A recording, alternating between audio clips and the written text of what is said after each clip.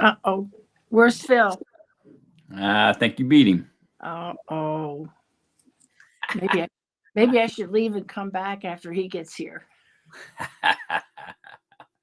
He might not show up. Oh dear. I hope Shelley and William show up. Yeah, they were on last night. I know.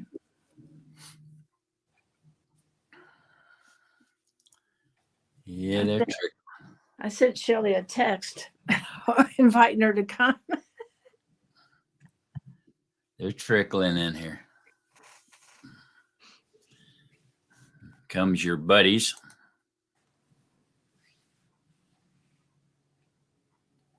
Yummy and roll. There they come. Hey.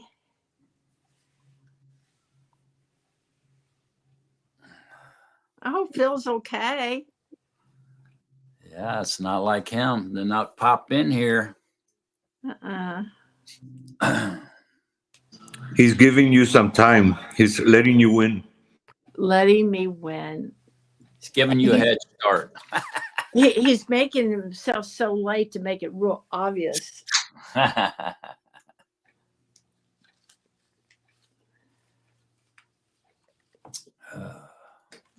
Well, I've left my water over there.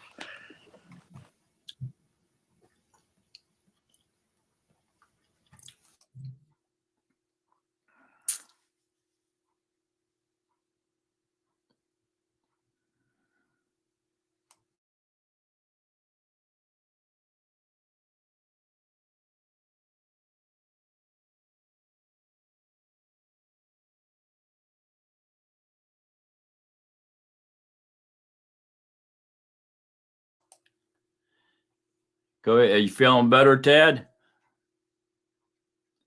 Hi, Ami. Yeah, I'm feeling somewhat better.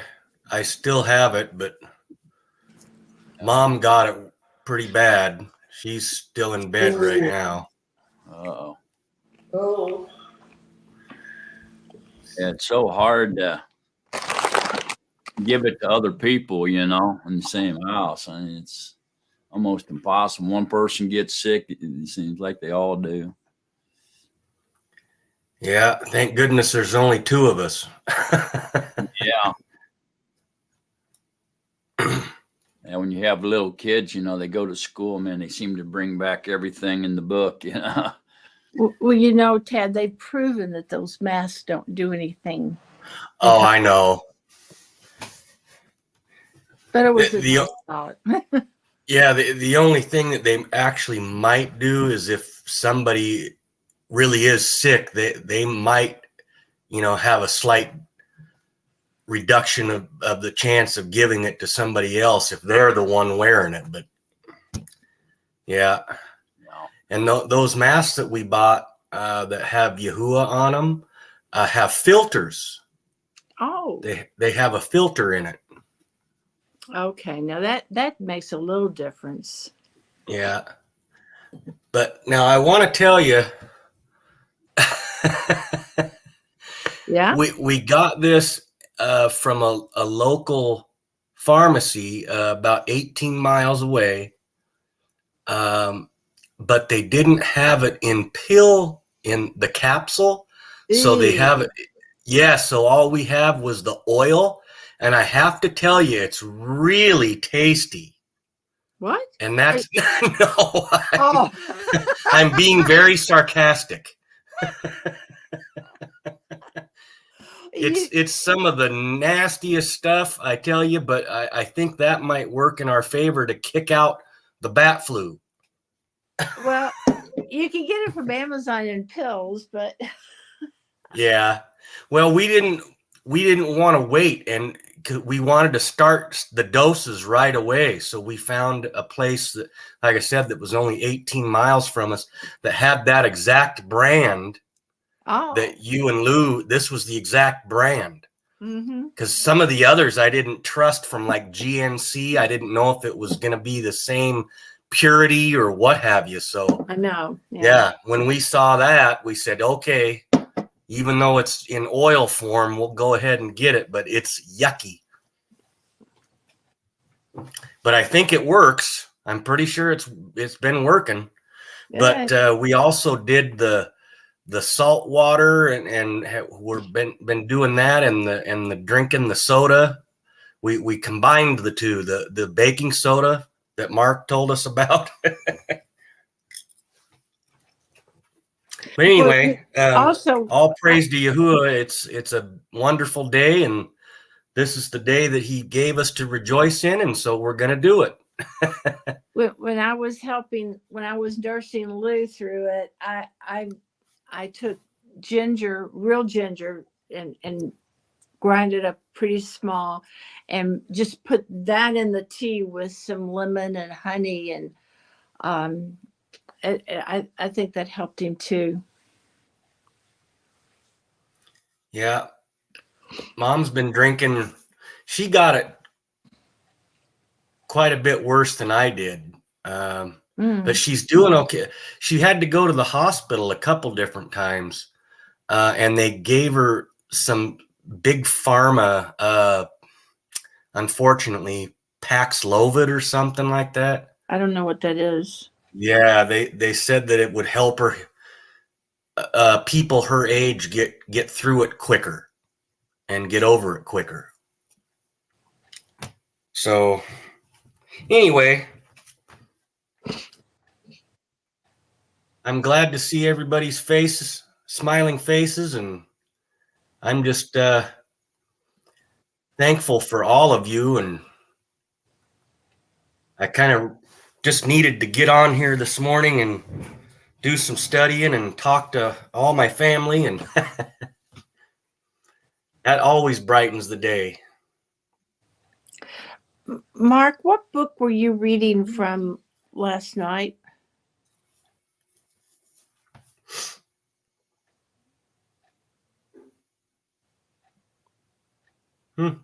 He's getting ready. Yeah, I think he's so used to everybody taking a long time getting on here. And I think that they take a long time because they know he's going to give them a long time. And that's okay. I like it. I like this time he gives us to talk and chat. Well, we all beat Phil on here today.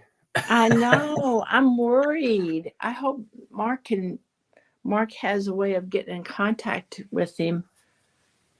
I don't know. Maybe he's on the chat. Oh, wait a minute. There's somebody on the chat. Kinsley's trying to get on. Mark, if you're listening, Kinsley's in the background.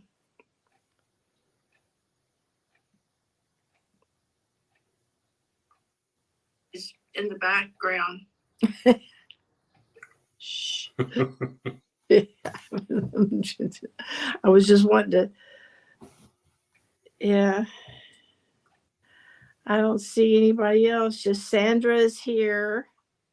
And Peggy. Hey, Sister Peggy. Hey, Sister Sandra, come on in. And Kinsley's waiting. We could have a girl show. We could outnumber these guys for a change. Yami will switch places with Raul. We can have an all girls show if Mom wasn't sick. Oh, it's a Dan day, by the way, so Lou's not going to be able to offer as much help as he can usually. Well, that's because he's working for Yahuwah, both him and Dan. Mm-hmm. Well, maybe and it's not all understandable. Maybe not working, maybe serving. Yes. Yes. Yes. That's a better word on a Shabbat. Yes. Yes. And I see Mom just peeked her head around the corner, so she's actually awake. Tell her we love her. Well, she might actually come join us. Oh, I don't know. Cool. I hope she feels like it.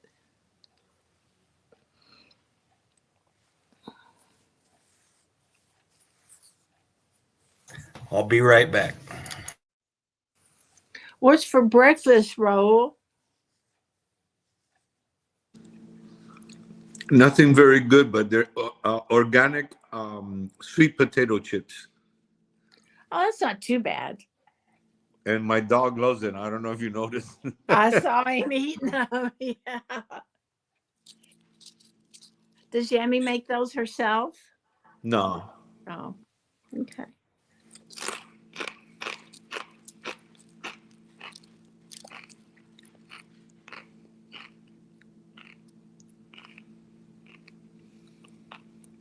Hey, Rebecca. I turned my head and there she is, and Sister Kinsley.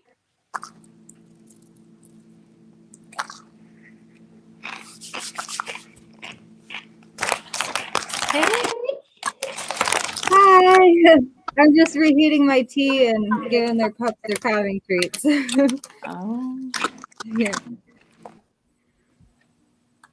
Rebecca's hiding in the darkness over there.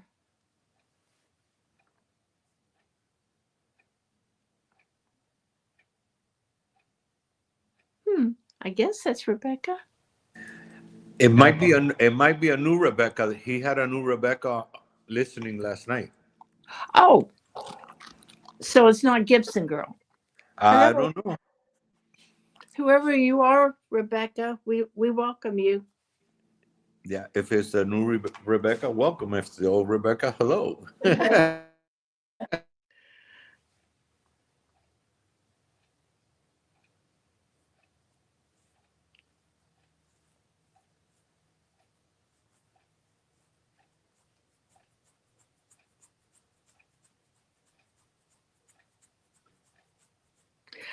We can't No, hear we you. can't hear you. And we can barely see you. You're in the dark. Yeah, the light's behind you, so you're just a shadow.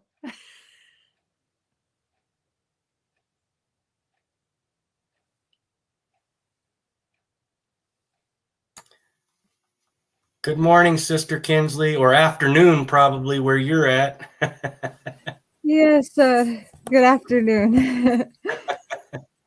It's just a little after 9 a.m. here, so. Yeah, it's 12:17 here. Now we can see Rebecca. How pretty Yeah. you are. I can't hear you. Still can't hear you. AJ. Brother AJ. Hello, AJ. If you go in your sound settings, you can turn your mic up. Shalom. Can you hear me? We can't hear Yes, you. we can, brother. We can hear you. We can't hear you, Sister Rebecca. Hi, Yami. Hi. Yami. Ooh. How's Sister Diane? Hi, Tad. Then Rebecca. That's the new one. AJ, I didn't hear you. You kind of got froze up there. Or Oh, something. I'm sorry. No, we still can't hear you, Rebecca. Can you hear me? I hear AJ. You're good, AJ. Oh, I might have to go. No, you're fine. AJ, you're fine. We hear you just fine. Just not all the time. Oh, okay. Kinsley, that's you? Yeah, that's Kinsley. Hi. Yeah. Okay, Rebecca. All right, I might have two things going here. All right. Brother AJ, I don't know if you heard Sister Phyllis, but she asked how Sister Diane was doing. Oh, she's doing okay. She just have a little cold from a trip. So she's not feeling a little good right now. Okay. She's still going to have surgery on her back pretty soon. but all in all, she's okay. Do you hear me much better now? Yes. Yeah, we hear you just fine. Yeah, I had to cut something else off because I was getting feedback on my end. Hi, Rebecca. I don't know if you can hear me. You can hear me?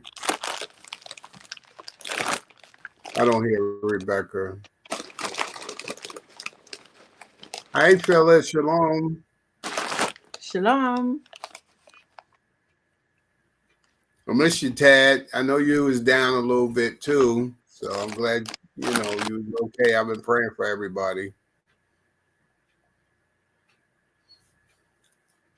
We still can't hear you, Rebecca. No. Check your mic on your computer. See if you clicked it. Sometimes you're right, Rebecca. You might have to leave and come back.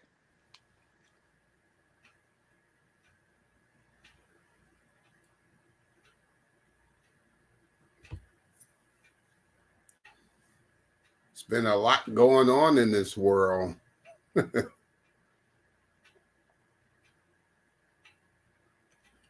Been praying a lot for the brothers and sisters. We can't hear you, Rebecca. I'm Can't sorry. hear you, Rebecca. And it's a lot going on, even in the body. I did want to shout out, I don't know how many people are in the chat room, but as they come on, I just want to let them know I'm praying for them also. Because Hashatan is on a rampage with everybody, but mostly the set apart ones. The ones that are not set apart, he has them right now where he wants them. But us, he really wants to destroy and cause confusion. And we can't allow that. And we have to stay focused. And knowing that we're still growing, still imperfect, we just got to keep going because so much has happened to us as people, what this system has done to us over the years and our ancestors. Like I always say, and y'all know too, we have to be deprogrammed from the world, and it takes time to get that out of us. Feelings, emotions, and other things. And the best way is to continue to love one another where we are. No matter what we know or what we think we know or how much we know. Love is the key from what I'm learning from all this, from Brother Lou and Brother Mark. We have to stay focused. It's going to get worse as time goes on. We can see that in the reading and the writings that we are in now. That's helping us, preparing our hearts and our spirit and our mind for the things that's getting ready to happen. But it's no joke, and we still have to be joyful in the midst of everything while we're here and enjoy our lives, our families as much as possible, and just love. Joyful in the midst of everything while we're here and enjoy our lives, our families as much as possible, and just love. Joyful in the midst of everything while we're here and enjoy our lives, our families as much as possible, and just love. Joyful in the midst of everything while we're here and enjoy our lives, our families. Rebecca, we see you. We can see you, Rebecca, but I can't hear you. Do you have YouTube still on? Rebecca, we see you. Can you hear I heard that, but I can't hear you. me? Yes, Do you have YouTube still on? Rebecca, we see you. can you hear me? Can you hear me now? Can you hear me now? Yes. Okay. Am I yelling? Oh, okay. Shabbat shalom. Shabbat shalom. Shabbat shalom. Shabbat shalom. I was watching the dog eat the chips. You were watching I what? was watching the dog eat the chips. He was coming up and wanting a chip. I was on. I watched the live stream last night. I think it was the 6,000. Mark opened up some really interesting dialogue between me and other people on there, and I learned a lot. I really enjoyed it. I'm kind of new, of course, to this site. It's been a long journey for me to find the truth. Back in my early 20s, I'm 63. Back in my early 20s, I remember praying to God to help me find the right religion. Well, I did not know that Hashatan listens to your prayers too. So he sent Jehovah's Witness to my door, and I studied with them on and off for 20 years, and just something didn't feel right. And it's been a journey to find the truth. It really has. I'm sure y'all know what I'm talking about.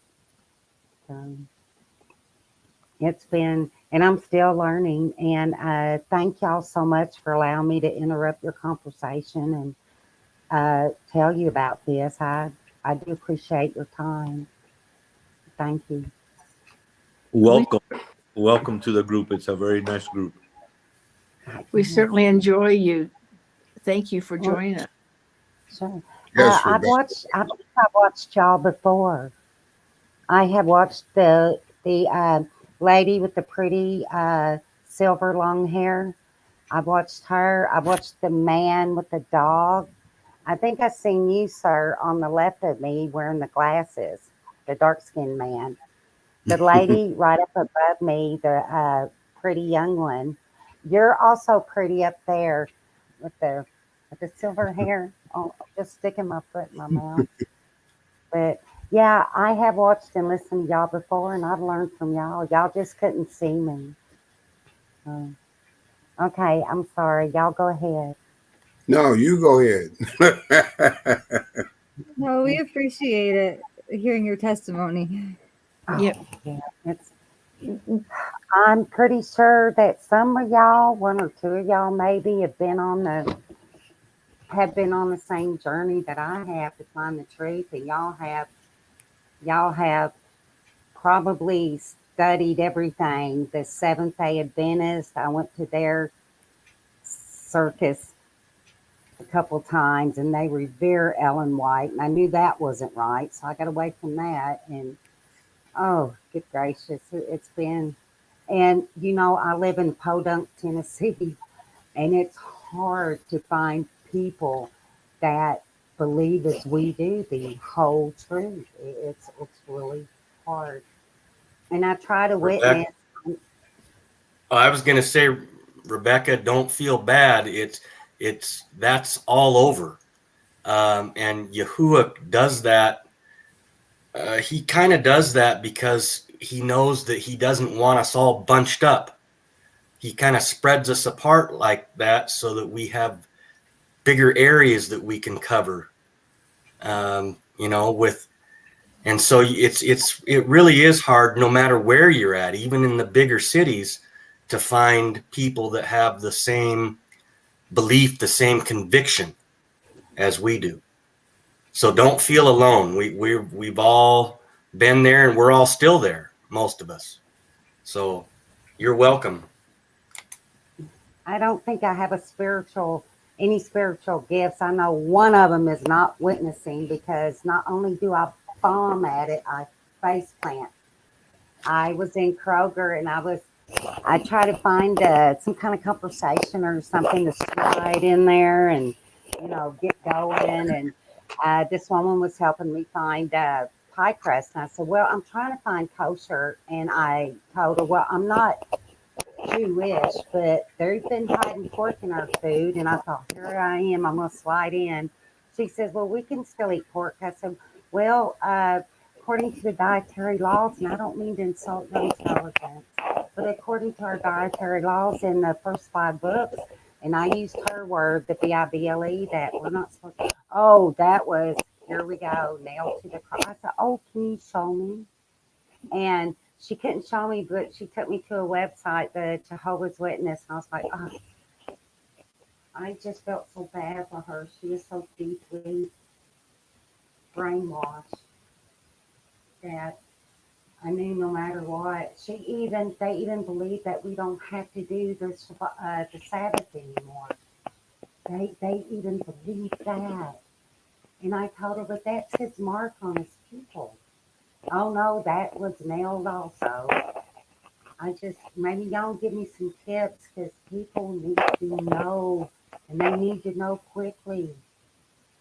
I don't know any tips how to witness. I just bomb at it. I face plant. Sister Phyllis and Brother Lou have this website where you can get free tracts that you can hand out to people. I used to put them in mailboxes and put them on windshields, like under people's wiper, and I would leave them in, like stacks of them in waiting rooms and stuff. This one's the last Nazarene, and you can print off a bunch of them. I went to Lou White's website and printed off a big gob of them. Now, I did meet this couple. They're in their young 70s, Bob and Karen. And how I met them, I was in a natural store, and he was wearing a shirt with his name on it in Paleo Hebrew. And I thought I was only the sole person in Podunk that knew his real name. And I was like, oh, you know his name. And I was like, I was so embarrassed, and he was like, yeah. And he gave me a bunch of stuff. And, it's just us 3 though. And they're in their young 70s. So I don't want to bother them too much. But they live about 40 miles away. But he's got the gift, y'all. He's got the gift of witnessing. He can do it. He can do it. I've seen him in action in Kroger. I've seen him in action. I try to use his tactics. I can't. And I try to give people tracts with Yahuwah's name on it and Sabbath. No, thank you. I don't think that's for me, y'all. Well, Rebecca, you hear me? Oh, yes. Don't worry about it. The Father knows the talents that He's going to give you in due time.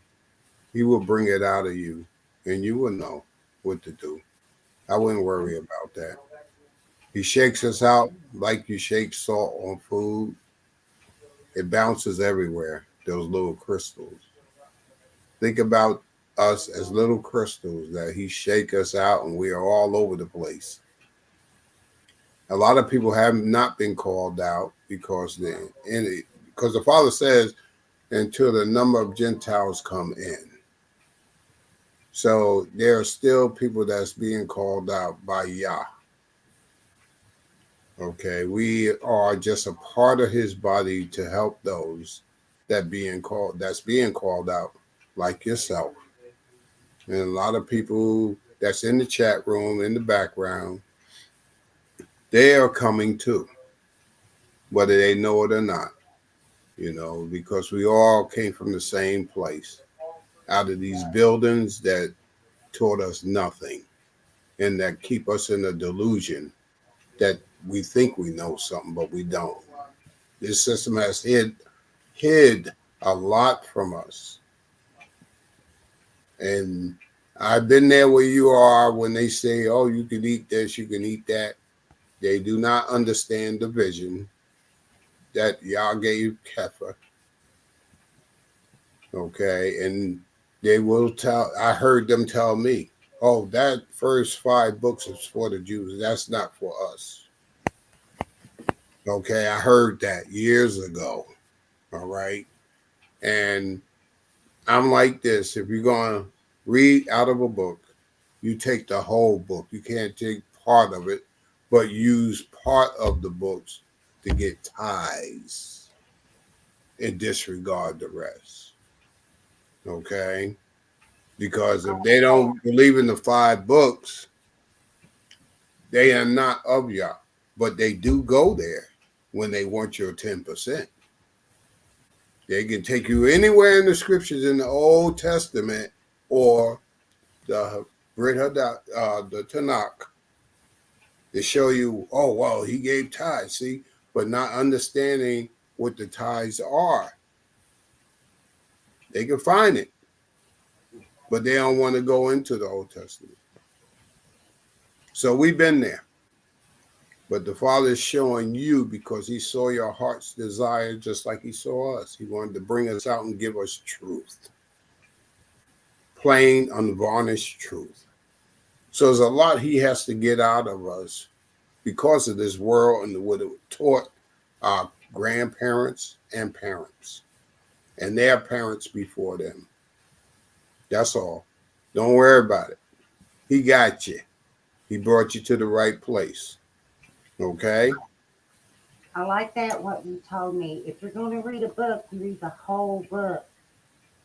Yes, and you take it for what it says. I like that.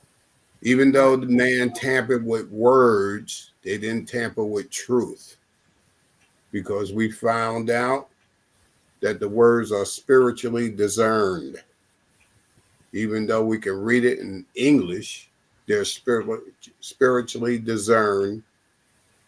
And once you find that out, you'll see why people don't understand the scriptures.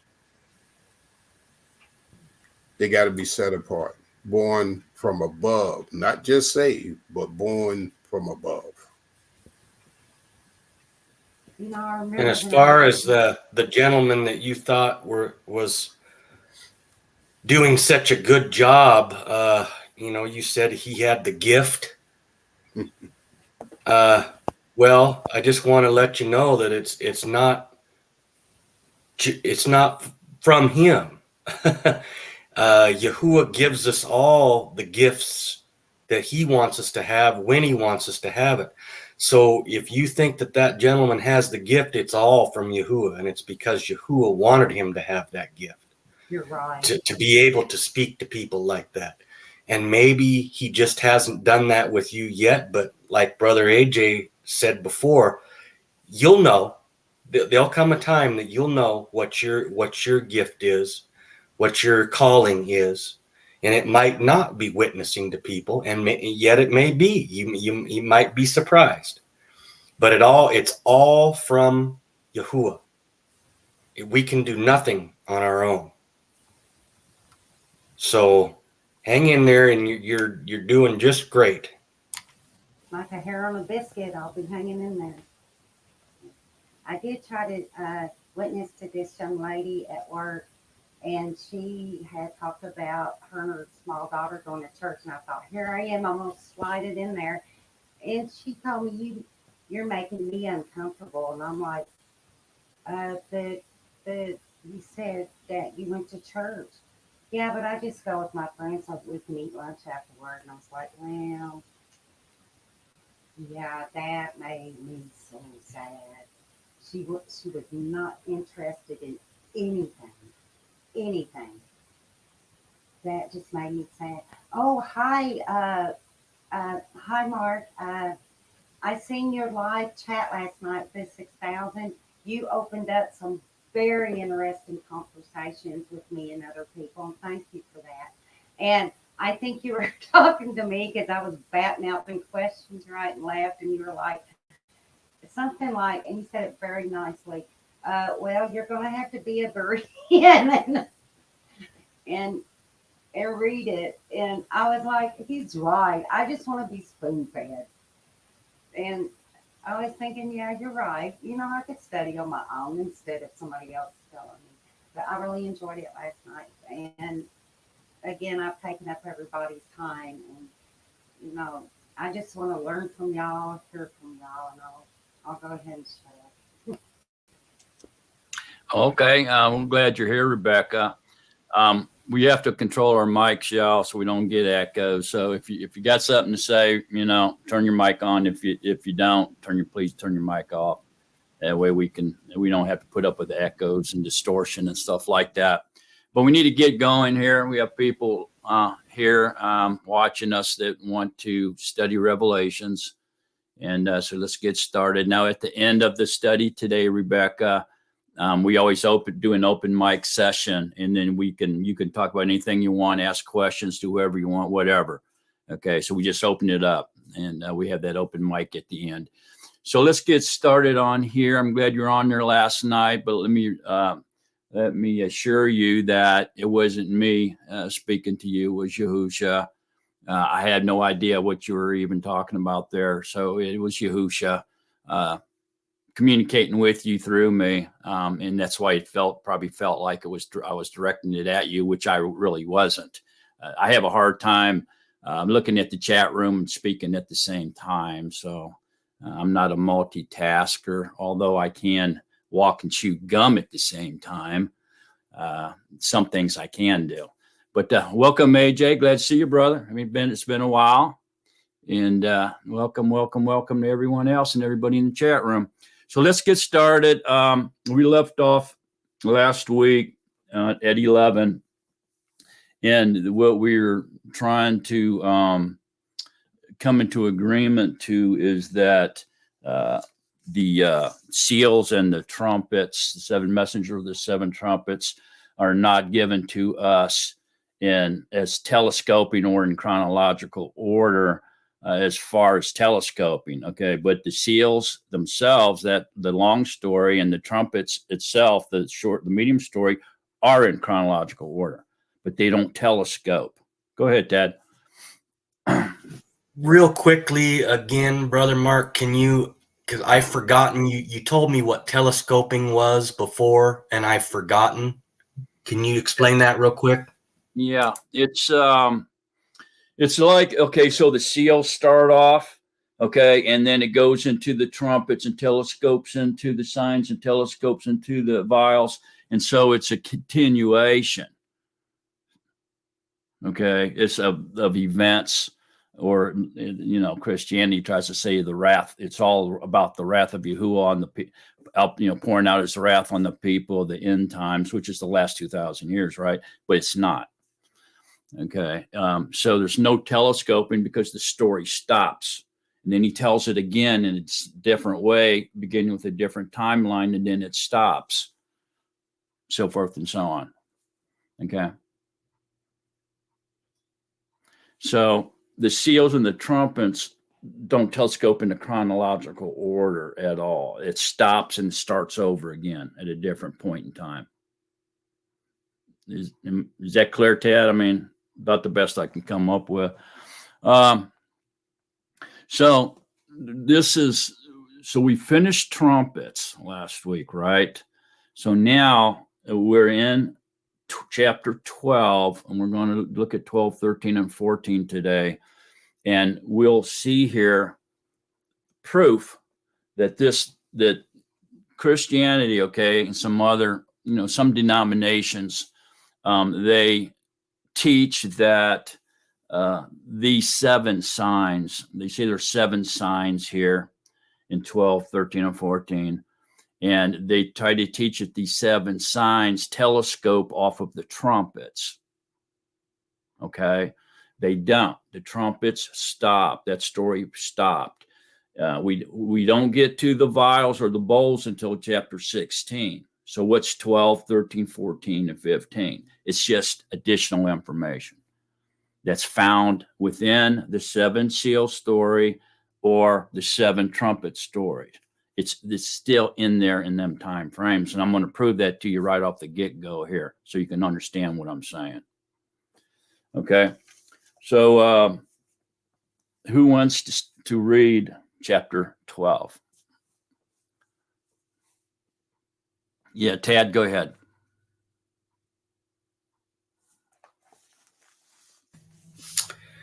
And a great sign was seen in the heaven, an Asha clad with the sun, with the moon under her feet, and on her head a crown of 12 stars. Okay, hang on out. So does everybody understand what this Revelations 12 sign is? We've all heard of it. Is there anybody that hasn't heard of it? Okay.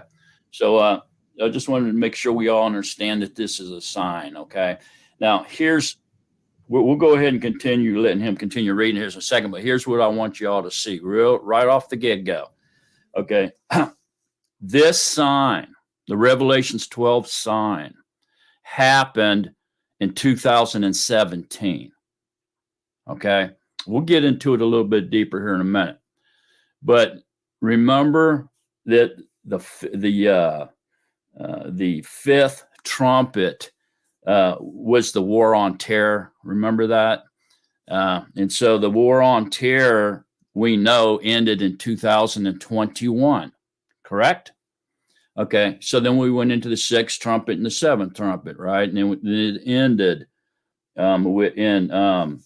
11:19. We get the summary of the trumpets, which tells us the story ended. The same summary we found in the seals, which was, and the temple of Yahuwah was opened in the heaven, and the ark of the covenant was seen in the Mishkan. And there came to be lightnings and voices and thunders and an earthquake and great hail. So this is the summary, the end of the story, okay? The conclusion, if you will. Okay, so we back up to the fifth trumpet, which was the war on terror that ended in 2021. This great sign here in Revelations 12 was when? 2017. So that's proof that there's not telescoping here, folks. This great sign was found within the trumpet story before the war on terror ended. Everybody following along with that? That's solid proof that this does not telescope off of the trumpets. It's found within the same time frame as the trumpets. Why? Because it goes from between point A and point B, remember? It started in 1941, but it ends at the day of Yahuwah, right? So that's the end of the 6,000th year. We're done. There's no time left. So this sign is found in the end times time frame, the last 2,000 years, 2017. The war on terror ended 2021, which means that this is not telescoping. Impossible. Can't be. So you see right off the get-go that that's falsehood, what they teach. So there's no telescoping here. There's no chronological order here between the seals, the trumpets, the signs, and the vials or the bowls. It's the same story, just being repeated. So what is 12 then? If it doesn't telescope? Well, obviously, it can only be one thing and one thing only. It's additional information that happens in the end time period, the last 2,000 years. Is everybody on board with that? Everybody seen where I'm coming from on that? It's very important to get that. So once we can understand that these are the same stories, just a long story, a medium story, a short story, and additional information within the same time frames of those three stories, Revelations clears up. We start to see the clear picture. It's no longer chaos and confusion. It's just the events that happens between the first coming of Yahusha and the second coming of Yahusha. That's all it is. And they don't telescope. Everybody on board with that? Any questions on that? Does that you have to get that. It's got to be clear. Okay. All right, Tad, let's continue reading. I hope everybody has that. It's very important to see it. And being pregnant, she cried out in labor and in pain to give birth. And another sign was seen in the heaven. And see, a great fiery red dragon, having 7 heads and 10 horns, and 7 crowns on his heads. And his tail draws 1/3 of the stars of the heaven, and throws them to the arets. And the dragon stood before the Asha, who was about to give birth, to devour her child as soon as it was born. And she bore a male child who was to shepherd all nations with a rod of iron. And her child was caught away to Yahuwah and to his throne. Okay, stop. Okay, now I'm going to stop right there because after verse 5 and between verse 5 and verse 6 is this 2,000-year gap. Okay, and we'll see that here in a second. But this is why I'm going to stop right there for a minute, and then we're going to talk about this sign. Okay, so here we're given two signs, the great sign and another sign, starting in verse 3. You see that? So Christianity has counted these signs, and they came up with 7. All right. So that's not important. The only thing that's really important is for us to see that they do not telescope. So I'm going to do a little bit of screen sharing here. We'll kind of pause right here for a second. And I think most of us are familiar with this great sign that happened in 2017. So here it is, if you're not familiar with it, up in the Shemaim here.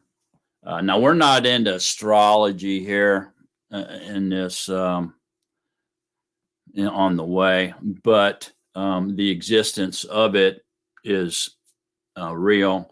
The Hebrews were a sea-bearing nation, and they did use constellations and stars and so forth and so on to navigate the Mediterranean Sea and even over into the Atlantic, over to the Americas and so forth and so on.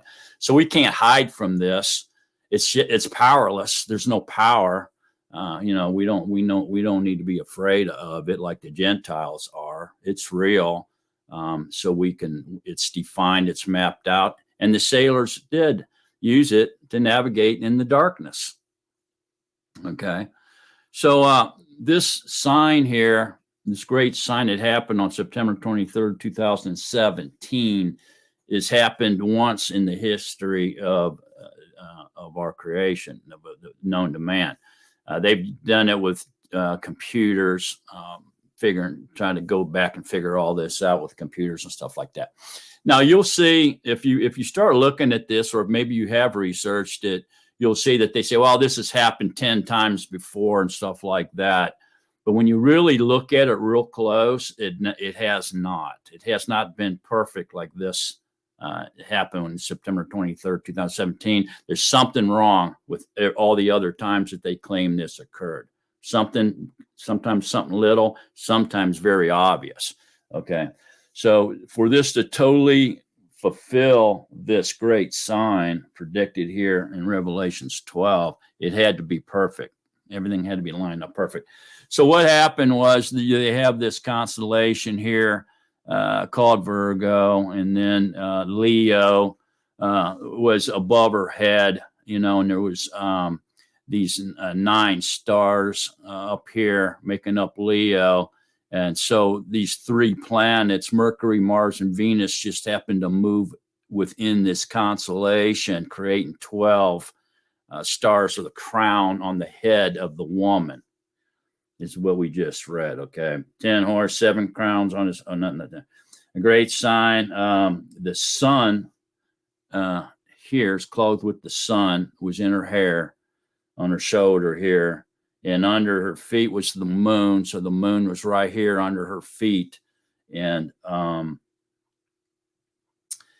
she had a head of crown of 12 stars up here, which happens. It's very rare for these 3 planets to move within this constellation anyway, to create 12, the appearance of 12 stars. Being pregnant, Jupiter, the Hebrew have always, I know Jupiter is a god, of the Latins, whatever. And or represents Zeus, but Hebrew also followed these constellations. You got to remember, into the Hebrew, Jupiter represents the Messiah. So within this woman's womb was Jupiter, or the Messiah, and it stayed in this Virgo constellation here for exactly 9 months. And Jupiter moved out between her legs and took off. And that's the part of her being pregnant. She cried out in labor and in pain to give birth. Okay. And so this was a fulfillment of Revelation's 12 prophecy that happened in 2017. Now, there's a curveball here. And that curveball is this. If I can get to it. Okay. Down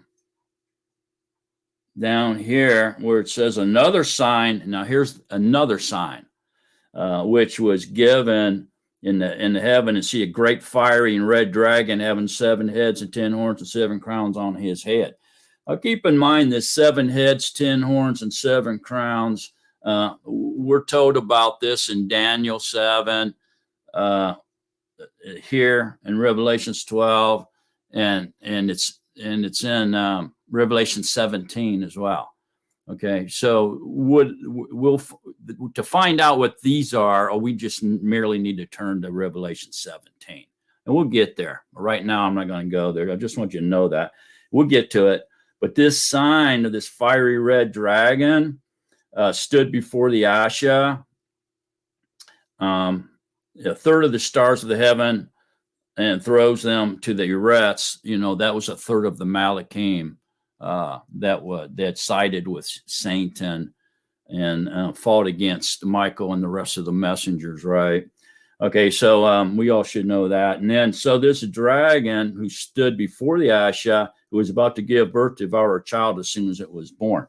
So what happened here was NASA and Google Earth and all them hid this from people during this time period. And here, if you look real close where this blue circle is, you'll see a black patch. See the black patch, the little black box? And look over here where this is blacked out as well. And then they also blocked, up here in this circle, they blocked something here out with a black patch as well. Okay, so what did they black out? Well, believe it or not, this is what they blacked out. I'm not going to get into all this because it goes into some weird stuff, but underneath this black box was red haze, or whatever you want to call it. And it appeared to be right between her legs of Virgo. At the same time, Jupiter was moving out of the womb through the legs of Virgo and took off. So they kind of blocked that out. And I'll show you what it kind of looked like more. The reality of it was right here. And so they hid this for some reason. But this was found between the legs of Virgo as Jupiter was coming out of the womb and passing through the legs of that constellation. This all happened at that same time, September 23rd, 2017. So why did NASA and Google Earth hide this? It's obvious they put the black boxes there and they were covering something up. It's pretty strange. So if you believe that they covered that up, then we could see, if say they didn't and we saw that red aura or whatever it was there, we would have no doubt in our minds that this was the sign in Revelations 12, another sign. So I think they blocked it to confuse and to hide the fact that this sign has been fulfilled in 2017. Then they came out with, well, this has happened 10 other times. But when you look at those 10 other times, you can see it wasn't exact. There's something wrong with every one of them, except for this one. It happened in 2017. All right. Anybody on board with that? I know that's a little bit out there on the limb, but hopefully you're all seeing that this is confirming that this great sign was seen in the Shemayim, this Revelation 12 sign, happened September 23rd, 2017, and it happened within the point A and point B. Everybody following me on that? All right.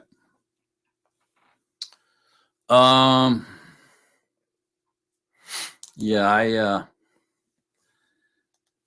just wanted y'all to see that that this has been fulfilled. So this ain't something that we're waiting on to happen after the trumpets or telescoping off the trumpets. Okay, this happened back before even the war on terror took place, or really in the middle of it. During that time period, actually, is when it took place, during the war of terror. Okay, any questions? Okay, now we got this 2,000-year gap now. So here we go. A male child born who was to shepherd all nations with a rod of iron, and her child was called away to Yahuwah and to his throne. There's no doubt in anybody's mind, at least there shouldn't be, that this is speaking of Yahusha, right? It really gives us his lifespan. So he was born, a male child. He was born to shepherd all nations with the rod of iron, and her child was called away to Yahuwah and to his throne, which is his ascension after his resurrection. So it's kind of a real quick outline of Yahusha's life. So there's no doubt this is the Messiah. Everybody on board with that? Now all of a sudden, go ahead and read verse 6 there, Ted. And the Asha fled into the wilderness, where she has a place prepared by Yahuwah, to be nourished there 1,260 yomim, or days. Okay, so that is what? Close to 3.5 years. Cut short by a few days, right? So, which is prophesied to happen. You don't cut the days short for the sake of the election, right? Okay, so here we go. This is the last 3.5 years, or the tribulation years, just before the second coming of Yahushua. So here we go from his birth to his first coming to his second coming is a 2,000-year gap between verse 5 and 6. Everybody seeing it? Any questions? Okay. All right. So there's where we're at. The first coming of Yahushua, verse 5, second coming of Yahushua, verse 6. Right after the 1,260 days are up. Of course, the Yasha who fled into the wilderness is Yisrael. Go ahead, Tad. I was just wondering if the Asha that fled into the wilderness, where she has a place prepared by Yahuwah, if that was speaking of basically Yisrael being scattered into the nations, if that's the same concept. Yasha fled into the wilderness, where she has a place prepared by Yahuwah to be nourished there 1,260 days. That's 3.5 years, the last final tribulation years. So it can't be. It has to be the rebirth of Israel in 1948. They went back to the promised land. It was given to them by Yahuwah. You seen that? Because there's only 3.5 years left. Go ahead, Phyllis. I'm so lost. I don't know where to start. But for one thing, the 2017 sign in the sky, why is it showing up in 2017 when he was born 2,000 years ago? I'm concerned. I don't understand the timing. It's just an end time sign. Of It's what? Of what it just said. When you see this great sign appear, you know you're getting close to his second coming. That's what that's talking about. If you actually look at it and you put it in Yahuwah's perspective, there's only 2 days left. 1,000 years is as one day, and 1 day is as 1,000 years to Yahuwah. So there's only 2 days left. It's a short period to him. He's excited. He's wanting this to end. Why? Because now he gets to the last 2 days. He gets to have relationship with his people. All right, because the great light came. The light is the life of man, and it came. All right. So within this last 2 days, all these events leading up to the second coming is presenting themselves in chronological order through the different stories. This is just one of the signs or events that happens between point A and point B, leading up to his second coming. It's not telescoping. It's just what happens at that particular time. So what does that tell us? That we're getting very close to 2000. This is 2017. We're beyond that now. And we're even beyond the war on terror. And so we're on the cusp of the 5th and the 6th trumpet. So these events helps us in the timeline of the second coming of Yahusha. Okay. It's not a sign that he was born when he was born. Okay. It's a sign that's what's going to happen leading up to his second coming, the revealing of Yahusha, his second coming. That's all. It takes place in 2017. That means we're getting closer and closer and closer. When this sign's come and gone.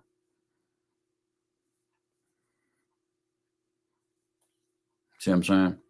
So it's like, you could say a warning if you want, or a sign or a warning that we're getting close to his second coming.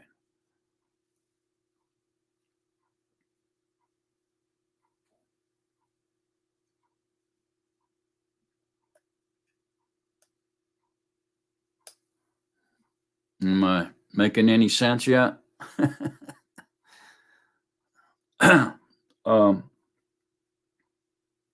Remember, this isn't in chronological order here. This is just additional information within the same stories that we've already read. Yeah. Everybody on board? Any more questions? Okay, so the Asher fled into the wilderness. Of course, the Asher would be Yisrael, into the wilderness where she was a place prepared by Yahuwah, which is her home country, her Yisrael, and they are there to be nursed there for 3.5 years, which is going to be, it's talking about the tribulation years. So go ahead and continue to read. This all come together more for us as we continue reading through here today.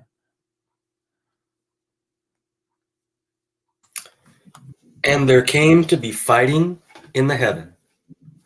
Michael and his messengers fought against the dragon, and the dragon and his messengers fought, but they were not strong enough, nor was a place found for them in the heaven any longer. Okay, stop. Okay, so we know that the messengers, the fallen, even the fallen Malachim, even Hashatan himself, hang on a minute. Sorry. Didn't notice you dropped out there. Okay, so even Hashatan himself can go back and forth. He's the accuser of the brethren. He can go into the spiritual dimension. He can even attend the courts of the heaven, Yahuwah's courts, and he can come back and go to and fro among the earth, seeking someone to devour. Okay. But notice that right after this says to be nourished there for 1,260 yamim, which is the tribulation years. There came to be fighting in the heaven, and the dragon fought. He was cast out. So he's going to be confined to the earth. He will no longer be able to come back into the presence of Yahuwah's throne. He'll be confined to the earth, and he's going to go nuts. Once he realizes he's trapped and confined on the earth, he's going to go crazy. That's what this is getting ready to tell us. Okay. That happens in the tribulation years. It's the wrath of Hashatan is what the tribulation years are. Okay. All right. Ted, let's go ahead. Okay. Picking up at verse 9. And the great dragon was thrown out, that serpent of old, called the devil and Shaitan, who leads all the world astray. He was thrown to the Eretz, and his Malachim were thrown out with him. Okay, stop. So we need to understand that they can come and go off the earth right now. Okay. The difference here in the tribulation years is he's confined here. He's trapped. And then so are them demons. They can't no longer go back into their principality, back into the spiritual dimension. They're stuck, trapped, confined. And once they realize that, maybe he tries to go back and he bumps his head or something. Right? What? I can't get back in there, right? Once he realizes he can't go back into the dimensional realm, he's going to go crazy on us. And he does. Go ahead, Raul. That's why it's called the tribulation years. Exactly. Go ahead, Ted. I was just going to say, I think he's going to go crazier. He's already been going crazy on us, but crazier. Yeah. Maybe go insane, huh? Yeah, so that's the difference. Okay, they're here now. They can travel back and forth between dimensions. But when the tribulation years hits, when he gets thrown out, him and his demons, they're trapped here. They're confined. That's the big difference. We need to see that. Okay, let's move on, Ted. And I heard a loud voice saying in the heaven, now have come the deliverance and the power and the reign of our Yahuwah and the authority of his Mashiach. For the accuser of our brothers, who accused them before our Yahuwah, Yom and Laila, has been thrown down. Okay, stop. Okay, so if he's up there being the accuser of the brother both day and night, what does that tell you? What's that telling us? Somebody?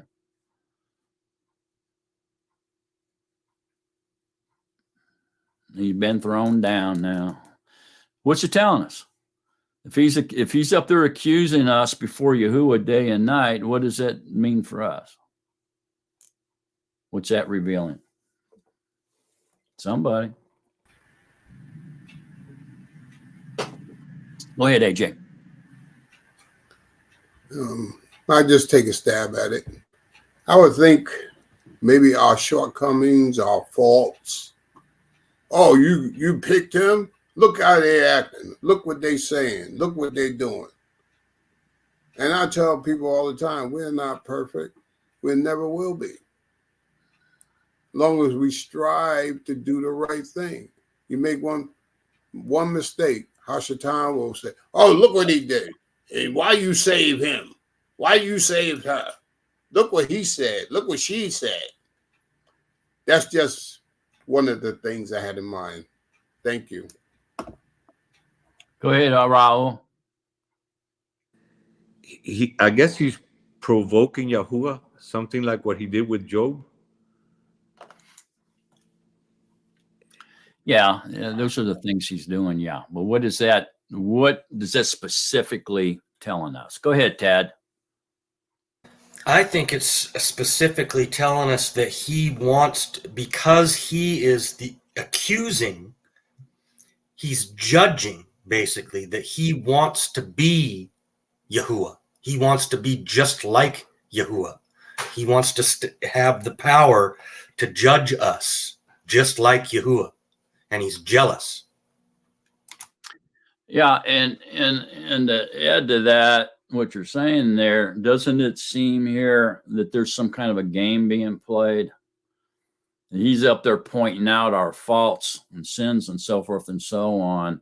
Is he trying to make some type of a point to Yahuwah?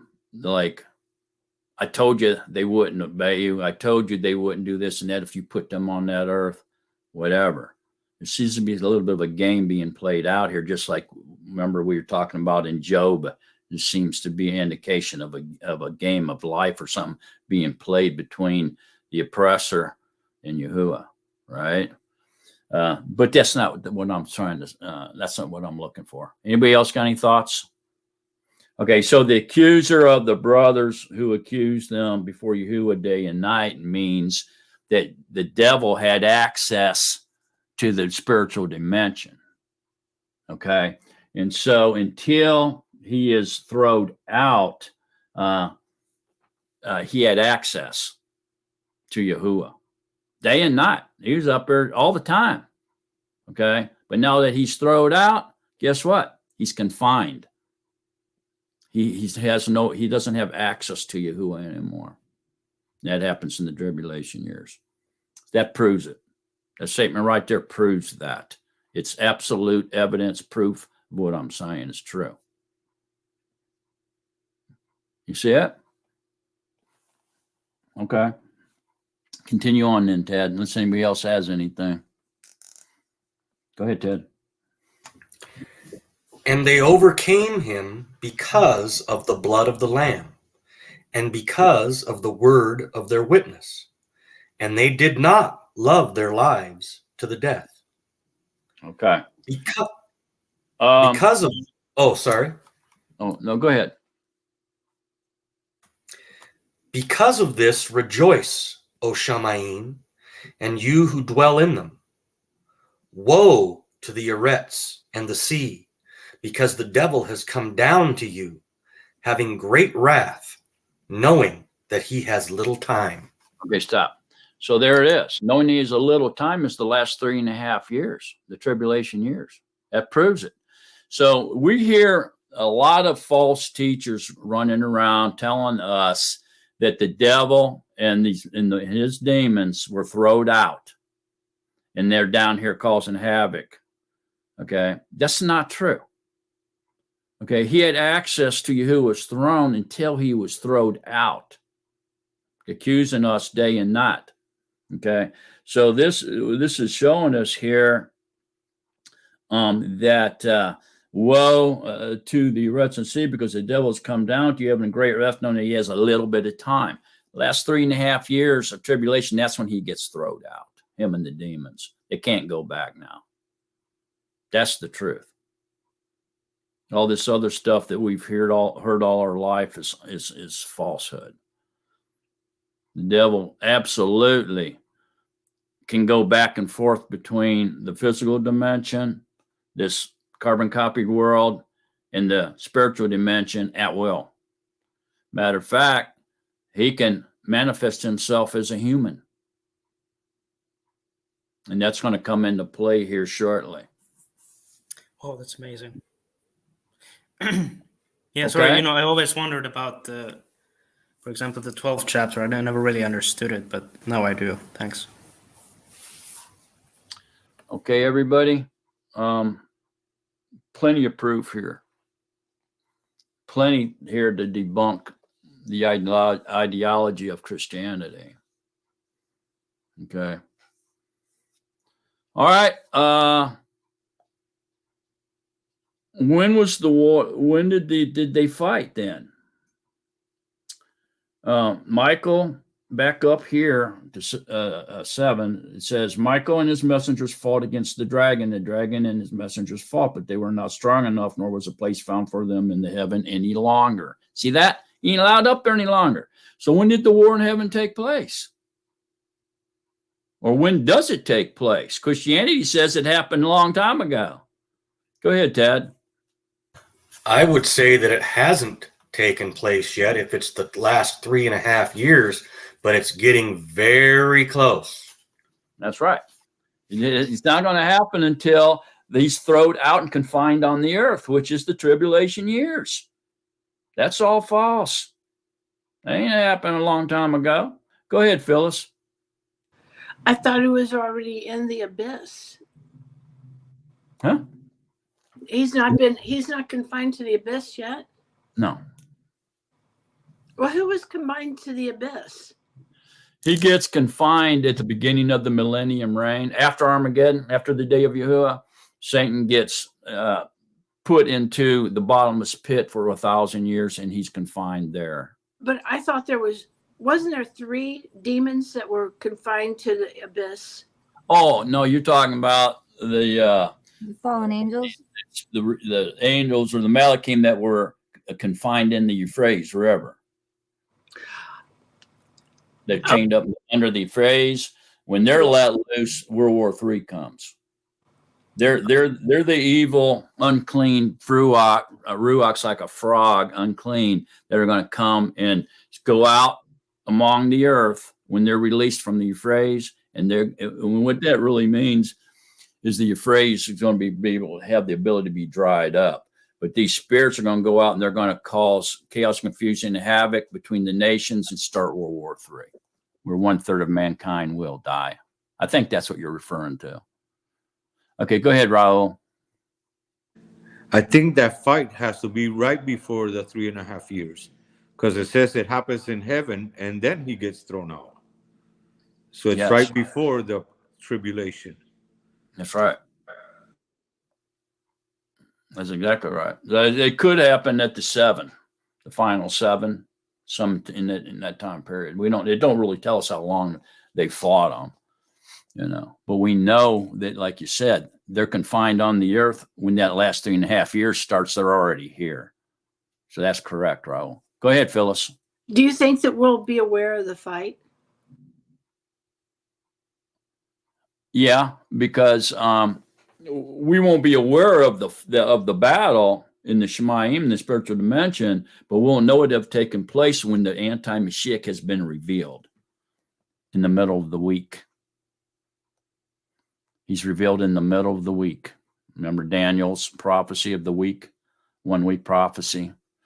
That's when. So when the anti-Mashiach is revealed, we know that they've been cast out. The war has ended, and they're confined on the earth at that particular time. How is he going to be revealed? Because he's going to walk up on the set apart place and claim to be Yahuwah, and he's going to be worshipped as Yahuwah.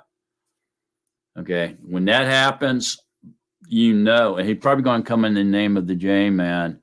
And when that happens, that's the anti-Mashiach. He's revealed to it. The ones that know, the ones that have insight will know that that's the anti-Mashiach. Everybody else is going to follow after the program name, the J-Man, more than likely. And they're going to think it is the J-Man because he's going to, signs and wonders and fire from the heavens and stuff are going to be done by the false prophet. And he's going to credit all of those signs in the presence of he's going to do it in the presence of the anti-Mashiach, and he's going to credit that power was given to him by the anti-Mashiach, and he's going to cause everyone to worship the anti-Mashiach, which means that false prophet has to be a religious leader to cause people to worship. Worship is an act of religion, a religious act. So he'll be a religious type leader. They already worship the Pope as Yahuwah. Yeah, they sure do. That's not kind of a type, isn't it? A foreshadowing of what's coming. Matter of fact, a lot of people believe that the Pope will be the false prophet, the last Pope. Go ahead, Dick. Wasn't there? Yeah, sorry, I was meaning to say, wasn't there a time where he was called as a J-Man, like in the flesh or something, like a vicar of whatever, Sierra Christ or something? I don't know which year. Yeah, there was a time where Pope was called as Vicar of Christ. Oh, yes. Wasn't that like a 1960s or something? Yeah, I think Lou has that laid out. Yeah, I actually have that book, like the timeline. Yeah, but yeah, he first was saying he was the mediator. He was taking the place of the Messiah, right? He was acting as like he was the Messiah. Now, and then he progressed and they went beyond that. Now he's saying he is Yahuwah. He claims to be Yahuwah now. The Pope does. So it's definitely Antichrist system, this Roman Catholicism and all that. Well, actually Christianity, if being honest. It's a definitely type or foreshadow of the reality that's coming. Yeah, because sure. All of those sects of Christianity, they'll have kind of like the same teachings, but different things. But of course, they believe all in Trinity, which is from Catholicism. Mhm. Like this Hindu threeness. As Lou has somewhere in Facebook, it says that Roman magisterium turned oneness into the Hindu threeness. Yeah. Yeah. Okay. Anybody else got any questions on up where what we've been studying so far? Okay, Tad, let's continue on. Okay. And when the dragon saw that he had been thrown to the Eretz, he persecuted the Asha who gave birth to the male child. And the Asha was given 2 wings of a great eagle to fly into the wilderness to her place, where she is nourished for a time and times and half a time from the presence of the serpent.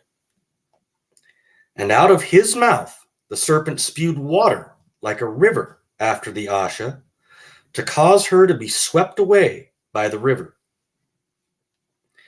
And the Eretz helped the Asha, and the Eretz opened its mouth and swallowed up the river which the dragon had spewed out of his mouth. And the dragon was enraged with the Asha, and he went to fight with the remnant of her seed, those guarding the commands of Yahuwah and possessing the witness of Yahusha Mashiach. Okay, stop. All right. So the Asha was given 2 wings of a great eagle. This is saying that Yisrael, the Asha, is going to be protected by the United States for a period of time. Okay, but that protection falls away. Okay. Then it's obvious in some verses that, especially at Armageddon, that the eagle is not providing protection for Israel any longer, because they're being attacked and slaughtered during Armageddon. Okay, which is an isolated war in the Middle East. World War III was global. Armageddon's isolated in the Middle East. It's not worldwide. Although the armies of the world that remain, those 10 kingdoms, will be part of the army that's going to attack Israel. But it's not going to be a global. See what I'm saying? World War III will be. It's going to be fought on different continents.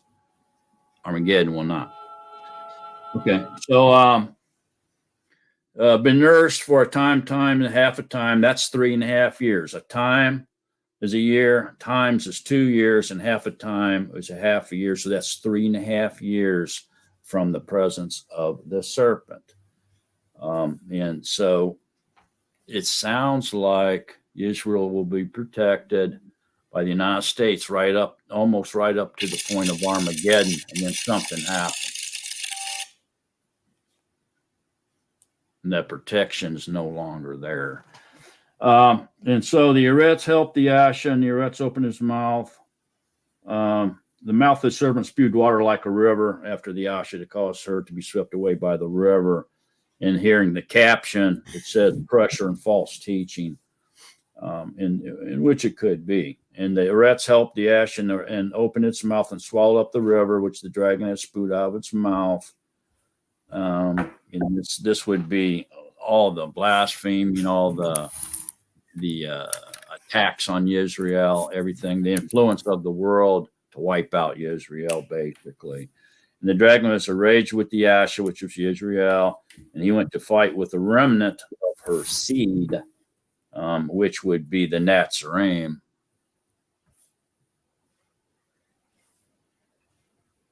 Those guarding the commands of Yahuwah, which means they're obeying the 10 commandments and possessing the witness of Yahusha HaMashiach. That's the Besorah of Yahusha. So who does that sound like? Nazarene, right? So he's going to come to persecute us. But the thing of it is because there's going to be some flip-flopping going on here. So some of the brothers and the sisters will actually get weak enough to follow after Satan and actually believe that he is God, or the J-Man. And he's going to be able to influence them because he can speak great, and out of his mouth he speaks great words and flatteries and convinces them. And so they do leave the Nazarene, they do leave the way and start following after the beast. And then the Nazarene that remain will go and get a hold of some of those people and say, hey, what are you doing? Don't you remember we studied about this? Don't you remember what scripture says? He's the anti, man. That's not Yahusha. And they will convince them that they were wrong. And then they fell away, and then they'll come back. They'll repent, and they'll come back to Yahusha and follow after Yahusha and help us as we continue to teach the Besorah to people, because scriptures are going to be gone. They're going to take the scriptures and burn them all up and stuff like that, and they're not going to be available. So the only available information is going to be in the mind of the Nazarene. Okay, some will not come back. Some will fall away and be lost. Isn't that connection to Daniel 12, where it says that we as Nazarene who will read many to righteousness and then shine in the Shamayim forever and ever? Yeah. Okay. Yeah. Yeah. And, last night's study goes over that in detail, if y'all watched that last night. So, any questions? So when we went at verse 6, where it said, then Yasha fled into the wilderness where she has a place prepared by Yahuwah to be nourished there 1,260 days. Okay, so everything that follows after that statement here we just read is all about those 1,260 days. Does everybody see that? From the throwing out of the devil and the demons, confined to the earth, and to his waking understanding he's confined, so he goes crazy. He's like a mad animal in a cage, shaking, trying to get out of that cage, shaking the bars, going crazy, foaming at the mouth, just going absolutely mad because he finds out he's confined. And then he takes it out on Yahuwah's people. Everybody seeing it?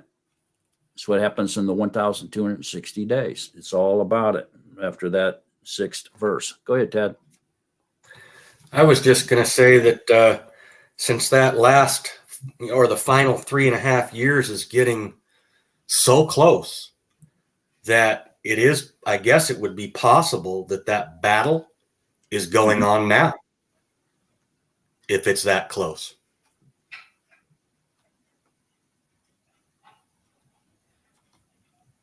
I don't think we've reached the last 3.5 years of tribulation yet, but I think we're close. Right. So everything we read after verse 6 is all about the 1,260 days or the tribulation years, including the devil and his demons getting thrown out of the spiritual dimension. You see that? There'll be fighting to the end, as Daniel said. They'll be fighting to the end. So yeah, the fighting's continual, basically. But this right here specifically is the tribulation years. So now we can see here that all these things happen within the time period of the trumpets, or the timeline of the seals, between point A and point B. So this isn't telescoping. This is just additional information within that same time. That happens within the same time frame, the last 2,000 years. Everybody seeing that now? Go ahead, Rebecca. You got to unmute your mic. Unmute. Yeah, sorry, that was me. Sorry.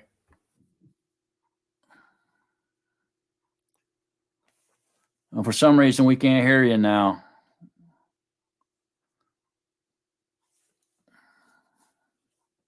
What did you do before? Are you on a computer or a cell phone? You on a cell phone, computer? Okay, you see your little speaker icon down there on your taskbar down there below, that little speaker icon? If you right click on that and then push on, then click on settings, or right click on the speaker, and then you'll see sound settings. If you then you go and then click on sound settings, and that takes to where you can set your mic and your volume and stuff. I don't know why it's almost like it's muted or something, or the volume's turned way down. You should be able to get on there and turn your volume up on your mic. You're looking for your mic volume.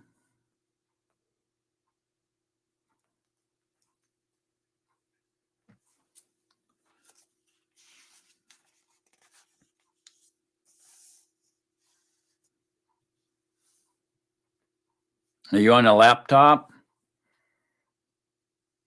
or a desktop? Laptop?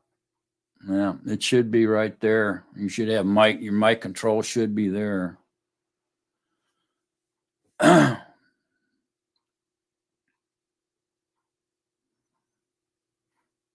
Okay. Keep working on it, and if you get it fixed, we'll come back to you. All right, you guys. So that's the end of chapter 12. Any questions on chapter 12? Is everybody in agreement that this isn't telescoping off of the trumpets? That this is just additional information? It's almost like he's saying, "Oh, you know what? I forgot to tell you about this," so he starts giving us more information. I mean, you can look at it like that, because that's basically what it really is additional information. I'm just saying that for an example, so we can try to clear up for people what's going on here, that it does not telescope. It can't, because if it ended, the trumpets ended at the day of Yahuwah, right? In millennium reign, how can this telescope off of that? That's the end of the story, man. There can't be any more telescoping off of that. It's finished. See what I'm saying? So it can only be extra information within that same time frame. Everybody seeing that?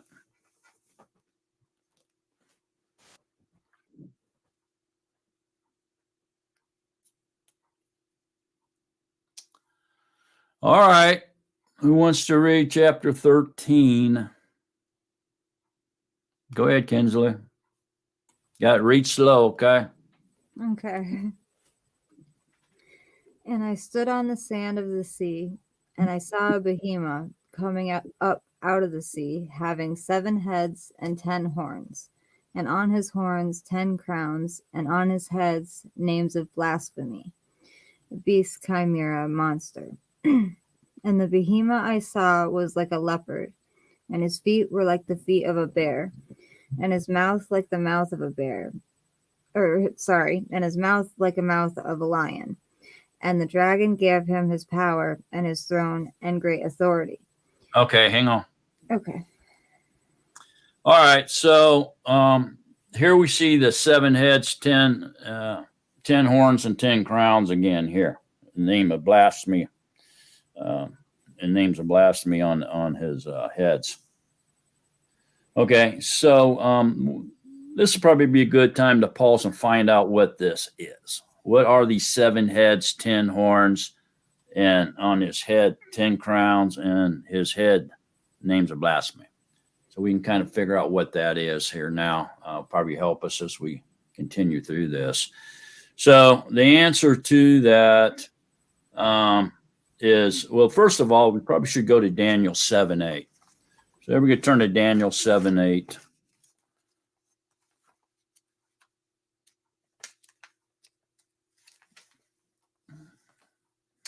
So Daniel 7:8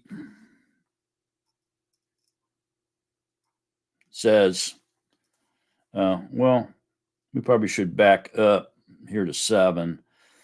After this, I looked on in the night visions and saw a 4th beast, fearsome and burly, exceedingly strong, and it had great iron teeth.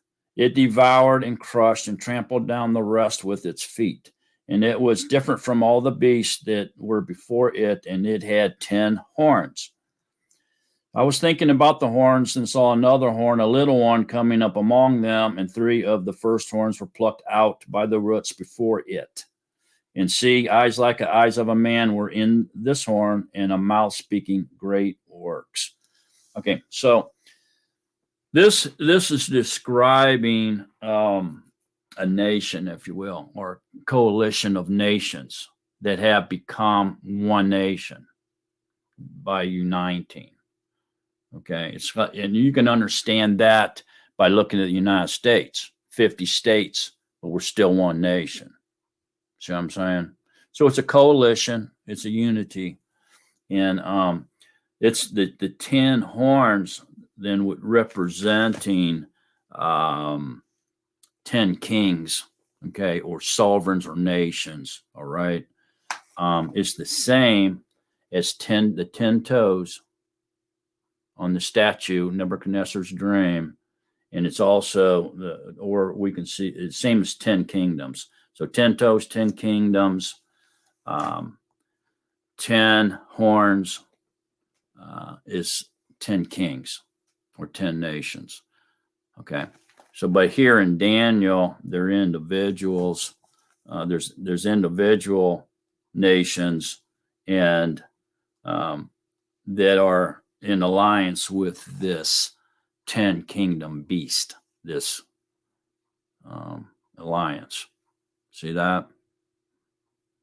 He's so way more powerful.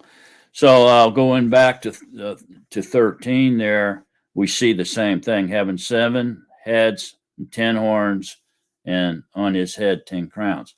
So to get scriptural definition of this, we turn to Revelations 17. So go to Revelation 17.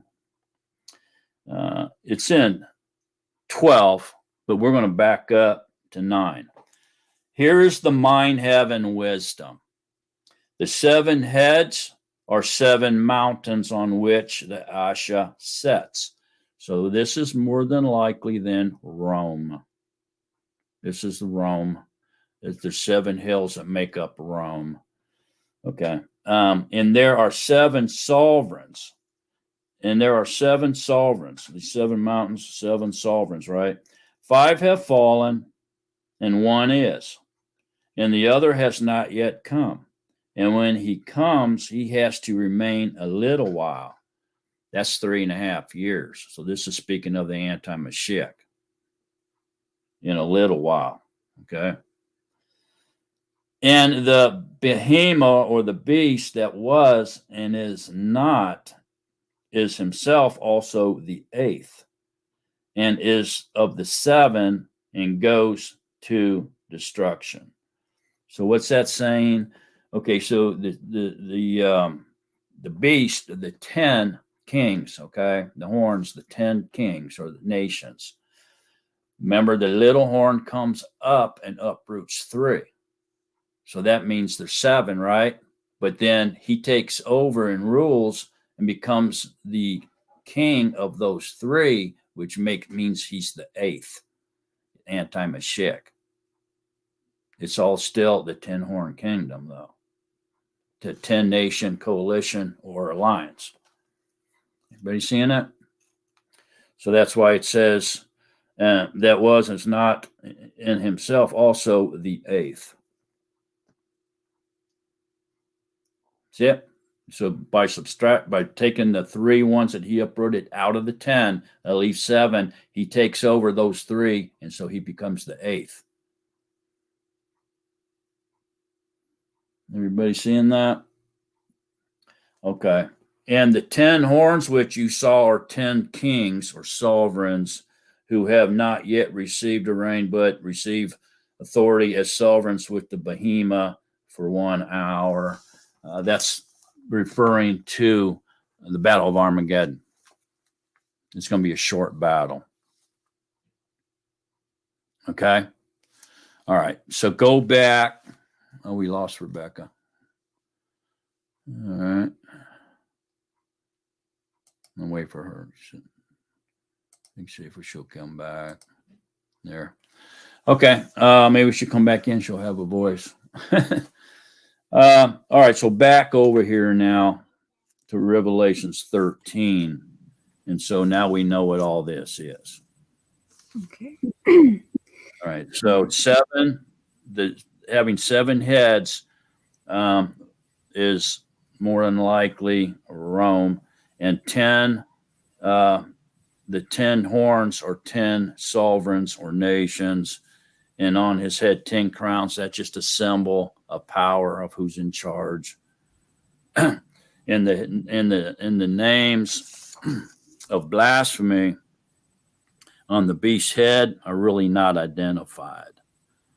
Okay, but more than likely, this is indicating that the beast, which is a powerful ruler out of Europe, or we could say the Mediterranean region, if you want, but it's indicating that he's coming from Europe and commits blasphemy against Yahuwah.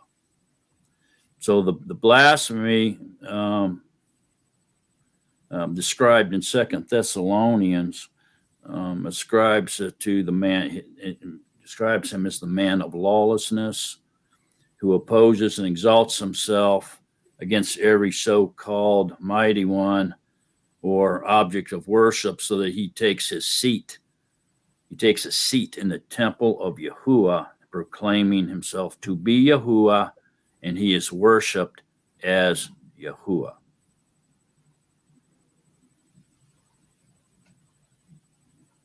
Okay, so that's probably the blasphemy names that are on him, but it really doesn't say. Anybody any questions up to this point here? Hi, Rebecca, you back? Got a voice yet? No voice. Okay. All right, so any questions on what that means?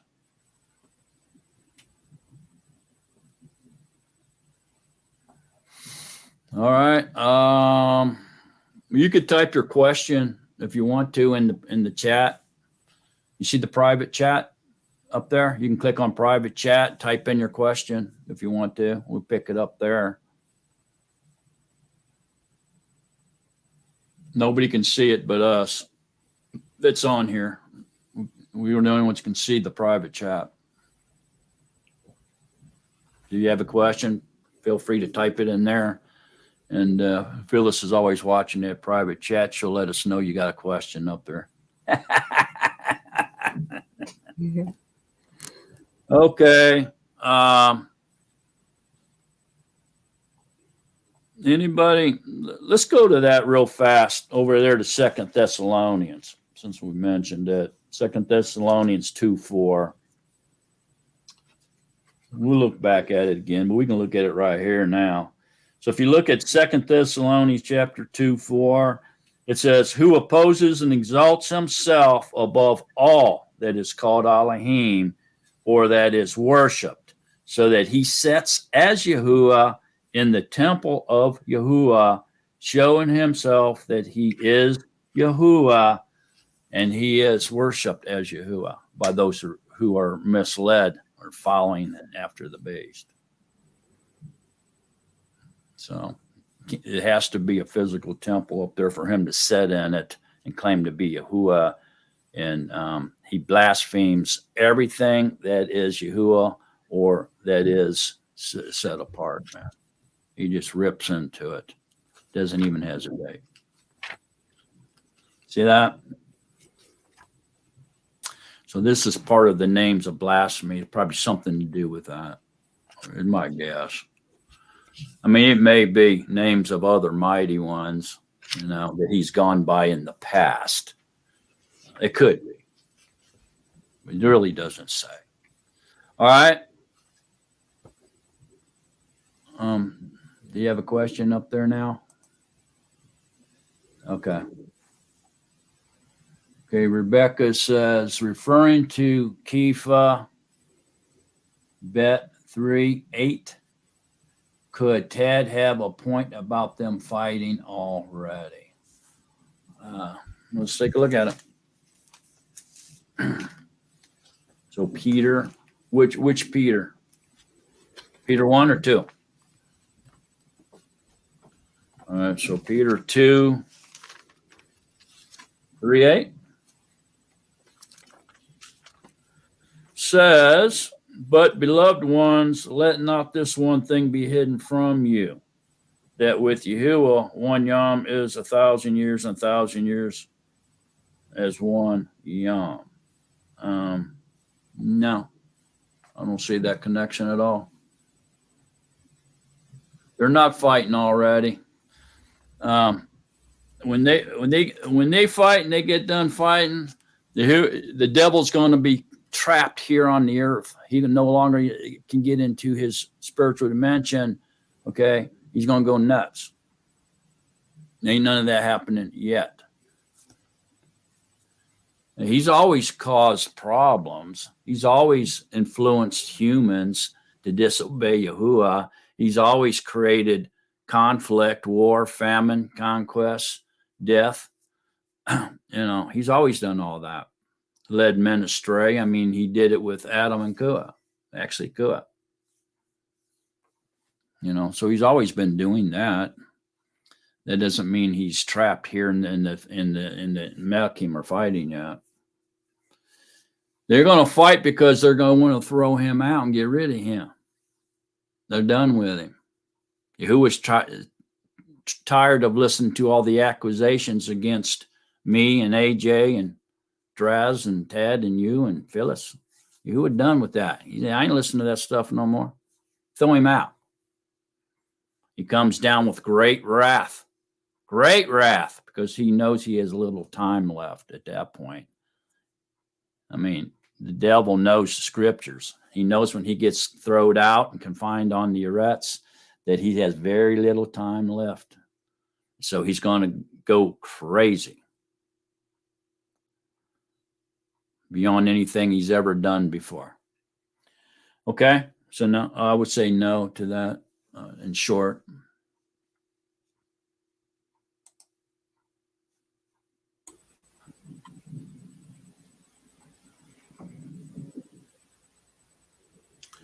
Okay. Any questions now up to this point? What's everybody laughing about? Oh, it's Bella. Huh? Bella. All right. Go ahead and continue to read there then. Okay. And I saw one of his heads as having been slain to death, and his deadly wound was healed. And hang on. Yep. Hold on. I thought we were in 2. Okay. And the behemoth I saw was like a leopard, and his feet were like the feet of a bear, and his mouth like the mouth of a lion. And the dragon gave him his power and his throne and great authority. Okay. Stop right there. Okay. So maybe we did read that. Anyways, when we read animals in scriptural prophecy, it's always a nation. It's always referring to a nation. Okay. Or a sovereign, which is a nation. He's the head of the nation, right? So here we go.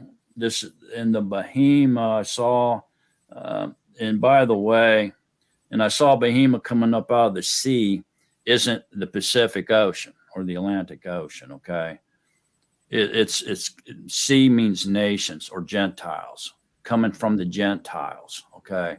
Or the nations, not actual sea. And so the one that I saw like a leopard, and its feet like a bear and a mouth like a lion, and the dragon gave the power and the throne and great authority, is telling us that these nations have collaborated. They've come together as one nation, like 50 states in the United States. You look at it that way. Okay. We see these same the birth of this, I will refer to as the rebirth of the Holy Roman Empire, which actually happened in 1993. Okay, during which would have been the European Union was established. Okay, and so notice here, if we realize, well, I'll tell you what. Let's go back over to Daniel 7 again. You see it more clearly. So back to Daniel 7.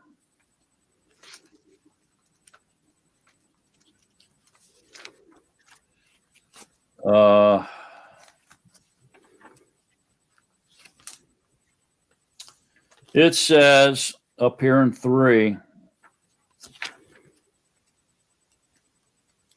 Actually, let's back up to 2. Daniel spoke and said, I was looking in my vision by night and saw the 4 winds of the Shemaim stirring up the great sea, which would be the nations, the Gentiles, okay? And 4 great beasts or nations came up from the sea, different from one another. So they were different from one another, so they were separated. They weren't an alliance, okay, at this point. And so the first was like a lion. It had eagle's wings. I was looking until its wings were plucked off. So this is Great Britain. The eagle wing is the lion. The eagle wings is the United States of America. When the wings were plucked off, that's the Revolutionary War or the independence of the eagle that was removed from the control of the lion. And it was lifted up from the eretz and made to stand on 2 feet. That's Uncle Sam. Those are the 2 images that represent the eagle in the United States of America is the bald eagle and Uncle Sam, and it was given a man's heart. And see another beast. So they're separate here. And so the second beast is like a bear, and that's Russia. And it was raised up on one side and had 3 ribs, which is probably the Baltics, in his mouth between its teeth. And they said to it, arise, devouring much flesh. So that's Russia in the communist spirit, the red horse, devouring much flesh. And then the leopard is Germany, which has 4 wings on the bird of a bird. And the beast also had 4 heads, which is the 4 Reichs of Germany. Hitler was the 3rd Reich, and rule was given to it. And then the 4th beast was fearsome, burly, exceedingly strong, and had great teeth. It devoured and crushed and trampled down the rest of its feet, and was different from all the other beasts that were before it. And it had 10 horns, which we found out are 10 kings or nations, which is an alliance. Okay, so the 10 nations make up the 4th beast. Okay, which is this is the rebirth of the Holy Roman Empire that happened, and like I said, 1993 with the establishing of the European Union. So we go back over here now to 13, Revelations 13. We can see that these have collaborated and have become an alliance or one as one. So the beast that saw was a leopard.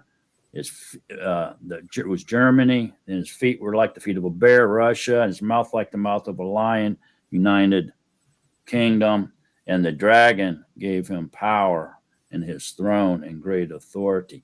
So we can see now that these nations that are represented by these animals are European, which means the anti-Mashiach is going to be a European. Going to come from Europe, the Mediterranean region. More likely to be a German or an Italian, is my guess.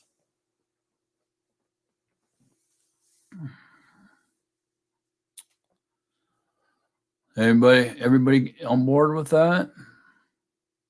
So these separate nations now have become together into one force to be dealt with, which would be the rebirth of the Holy Roman Empire. And the Holy Roman Empire has always been ruled by two leaders. Political type leader and political and social type leader and a religious leader together have always ruled over the Holy Roman Empire. And so the reality of that will be the anti-Mashiach, which will be the political, social leader, along with the false prophet, which will be the religious leader. That's the reality. Up to that point, it's been types and foreshadowing. Okay, everybody seeing that? And they received their power from the devil and his throne and in great authority, all from the devil. So is this the one world order?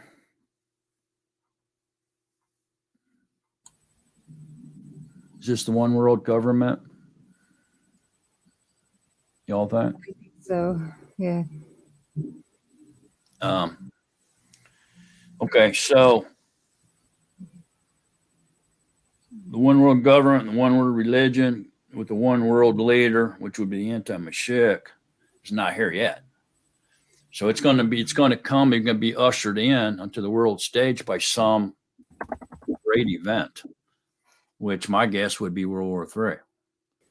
So I think on the back end of World War III, the anti-Mashiach will be revealed, is my guess.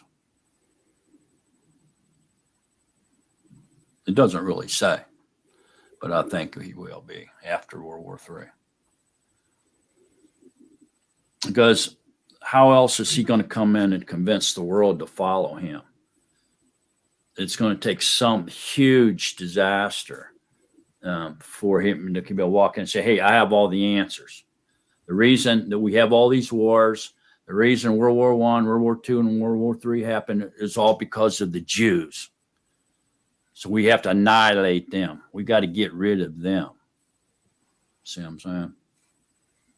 And people are going to start following him. I mean, look at the stuff going on right now, the anti-Semitic stuff going on right now. You know, it's not going to take much for the world to follow after him if he tells them that the world's problems is all because of the Jews. Right? It's almost like we're seeing a type or pre-shadow to that right now. What he's going to do in order to take control of the world, the population, get people to follow after him. It has to be something dramatic happen, though, for him to walk in and do that. Otherwise, half the people wouldn't follow him. So there's going to be such devastation and death and carnage upon the earth at the time he comes on the world scene that people are going to be wanting answers. They want a solution to all these wars and stuff, and he's going to give it to them, and they're going to believe him and follow him. That's just my guess. Okay. Any questions? Okay, let's continue on then, Sister Kinsley. Okay. And I saw one of his heads as having been slain to death, and his deadly wound was healed. And all the Eretz marveled after the beast. And they worshipped the dragon who gave authority to the behemoth. And they worshipped the beast, saying, who is like the beast? Who is able to fight with him? And he was given okay. Okay, so what we just read about here is describing the condition of the Eretz during the tribulation years. Again, during the tribulation years. That's why I'm saying this hasn't happened yet.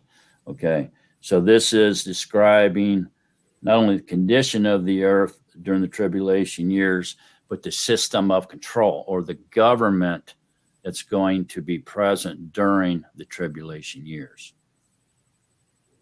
Okay, so this is otherwise known as the beast. And it is the rebirth of the Holy Roman Empire. It's going to be controlled by a political leader, social leader, political and social leader, and a religious leader together will control the beast. but the authority comes from Satan. Satan will be in the anti-Mashiach, sitting on the throne and controlling it. So you've all seen this before, but I'm going to put it right back up here again because it relates. Let me see if I can make it where you can see it better. There we go. So here it is. This is what is being described in these first 4 verses of chapter 13. This is the beast. This is the government that will be controlling the earth in the tribulation years. The reborn Holy Roman Empire. So you have the clergy, which is the false prophet. You guys need to do your mics. Boom. Okay, sorry about that.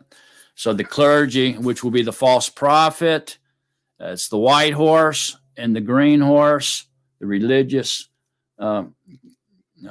leaders or spirits, Catholicism united with Christianity is the white horse, and then the green horse is Islam.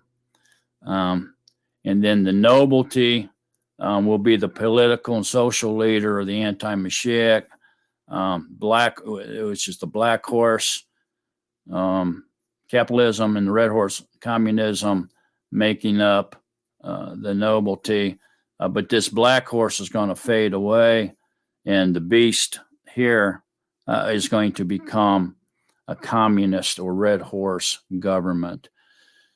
So we're going to see a different religion come in combination of all the religions, those 4,300 religions, and going to be controlled by a one world religious leader, the false prophet, and the nobility, who is going to bring all the 16 governments together and will be a communist run type government because the beast turns scarlet red, indicating communism.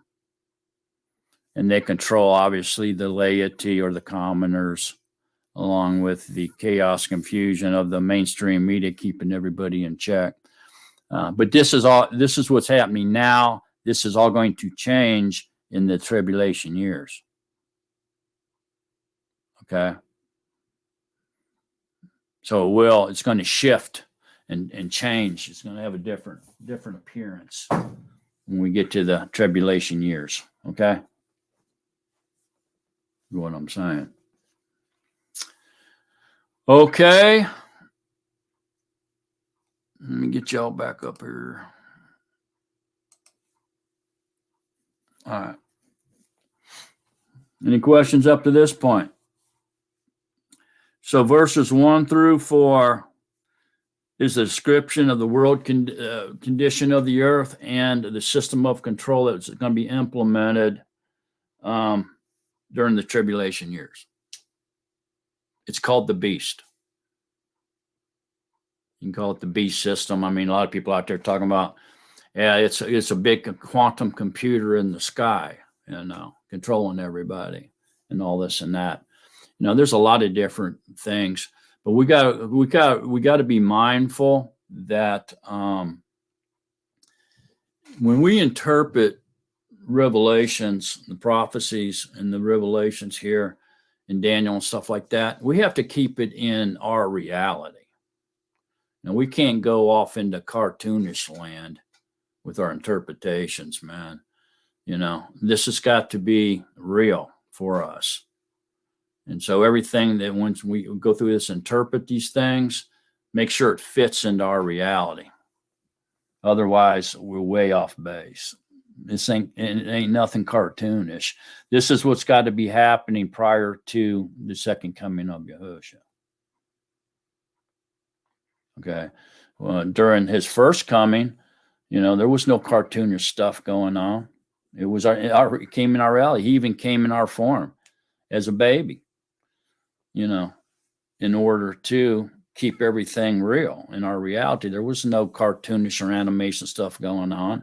And there's not going to be during the second coming either. It's going to have to fit within our reality, which means humans, animals, governments, religions, this type of stuff. Nothing way out there.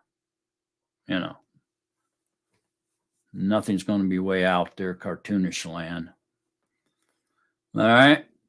I mean, we hear all kinds of stories from people, you know, then before you know it, they got, you know, all these beasts coming up out of the Atlantic Ocean, eating everybody and with iron teeth, and got all this cartoonish stuff going on. Well, it's not going to be like that. It's going to fit into our reality.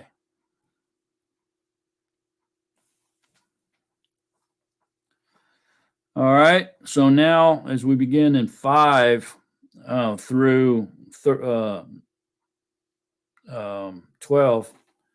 we're going to, 5 through 10, we're going to learn here now about the anti-Mashiach, which is also called a beast. Matter of fact, he's the first beast.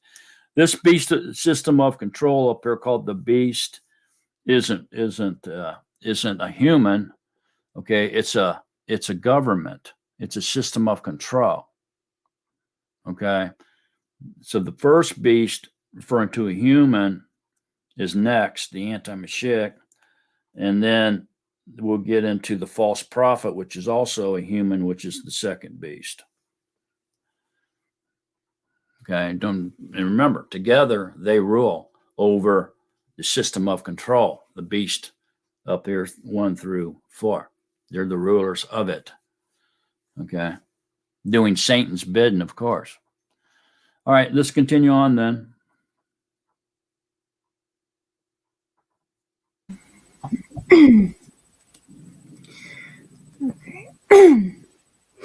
And they worshiped the dragon who gave authority to the behemoth, and they worshiped the beast. Oh, I'm sorry, I read that part. And he was given a mouth speaking great things and blasphemies, and he was given authority to do so 42 months. And he opened his mouth in blasphemies against Yahuwah, to blaspheme his name and his tent, and those dwelling in the heaven. Okay, hang on. Yeah. Hang on. So we can see here now in 5, and when he was given a mouth speaking great things and blasphemies, and he was given authority to do so 42 months, which is 3.5 years. So can you see that this is about the tribulation years? It has been. You know, ever since chapter 12:7 started, it's been nothing but about the 3.5 years of the tribulation years. Everybody seeing that? See, man, it's simple when we look at it and put it in proper perspective here. And we dump the chronological order, and we dump the telescoping, and we understand, and we wake up to what's going on. It becomes clear. There's no need to be confused about Revelations. It has to fit in our reality. There's nothing cartoonish or out of this world about this. It's all in our world and in our reality. All right. So that's proof. The 42 months is proof that this is still talking about the tribulation years.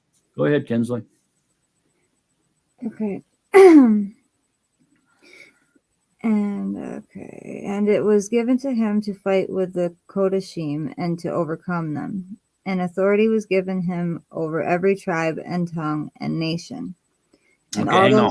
Okay. So a lot of people point right here to this, and authority was given to him over every tribe, tongue, and nation, as pointing to the Secretary of the United Nations.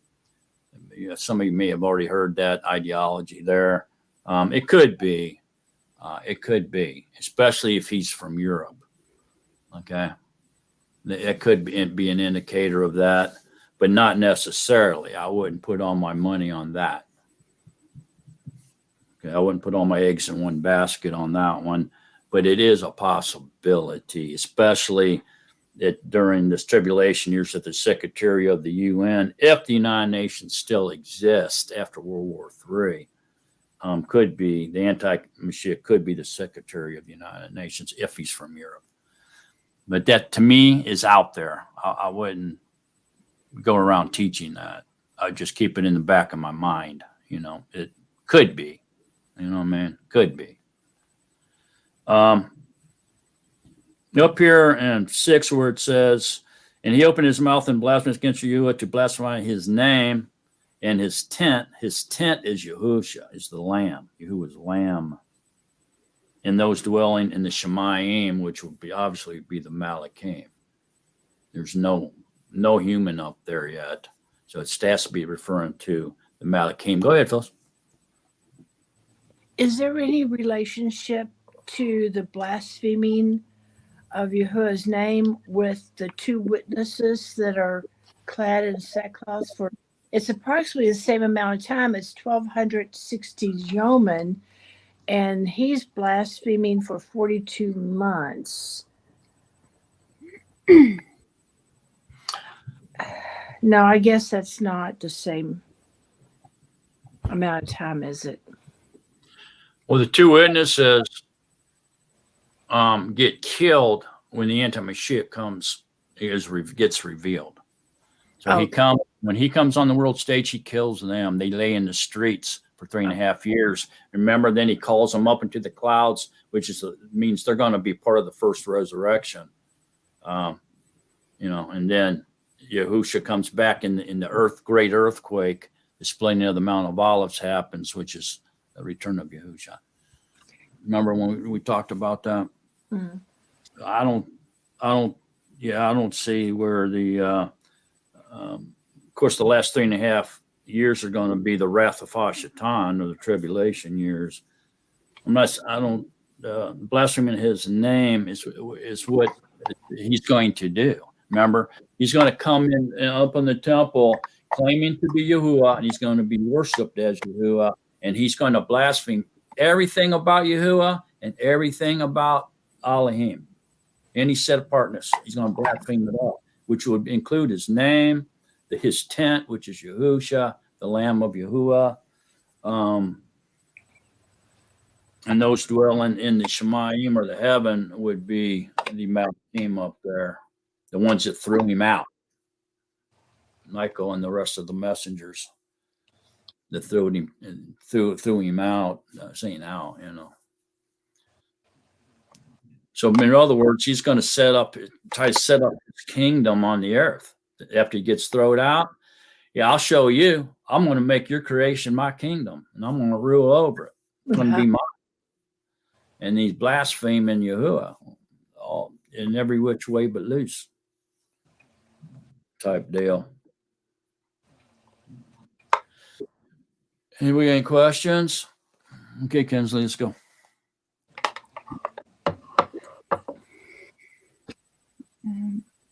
And it was given to him to fight. Oh, sorry, I read that part. And all those dwelling on the Eretz whose name have not been written in the book of life of the slain Lamb from the foundation of the world shall worship him. If anyone has an ear, let him hear. He who brings into captivity shall go into captivity. He who kills with the sword has to be killed with the sword. Here is the endurance and the belief of the Kodashim. And I saw another beast coming up out of the Eretz. And Hang on a minute. Okay, so that's ends the description of the anti-Mashiach, the first beast. Okay. Notice that anybody that his name has not been written in the book, Lamb's Book of Life, but from the foundations of the Eretz, is going to worship the beast. See that? Everybody. He's going to be extremely powerful and very convincing. You have to have your guard up in this last 3.5 years. You're going to have to know Yahuwah and know his word of truth in order to avoid the influence of this beast. It's going to be extremely powerful. Okay, so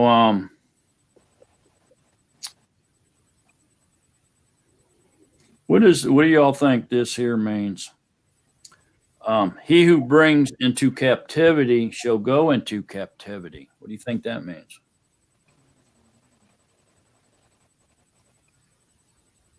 Anybody?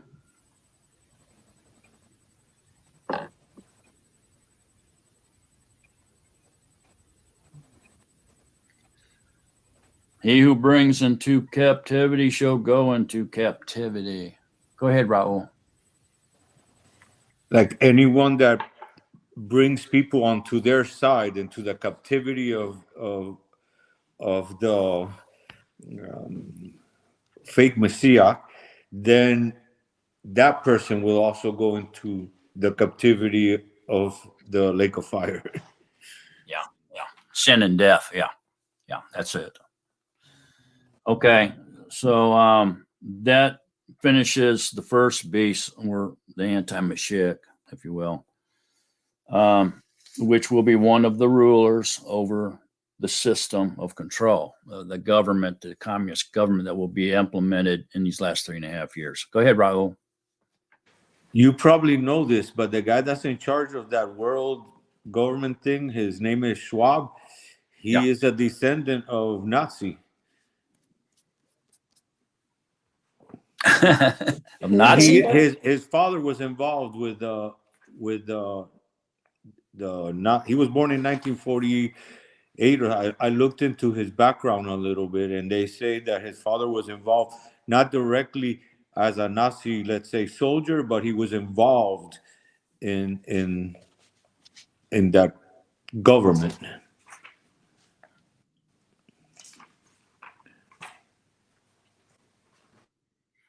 Yeah. There's a lot of crazy stuff going on, among some of these people. But bottom line is they're all children of darkness, Their boss is Hashatan. It's who they work for. If they're deceivers, if they tell lies, if they promote untruths, such as Santa Claus and the Easter Bunny and stuff like this, they're working for darkness.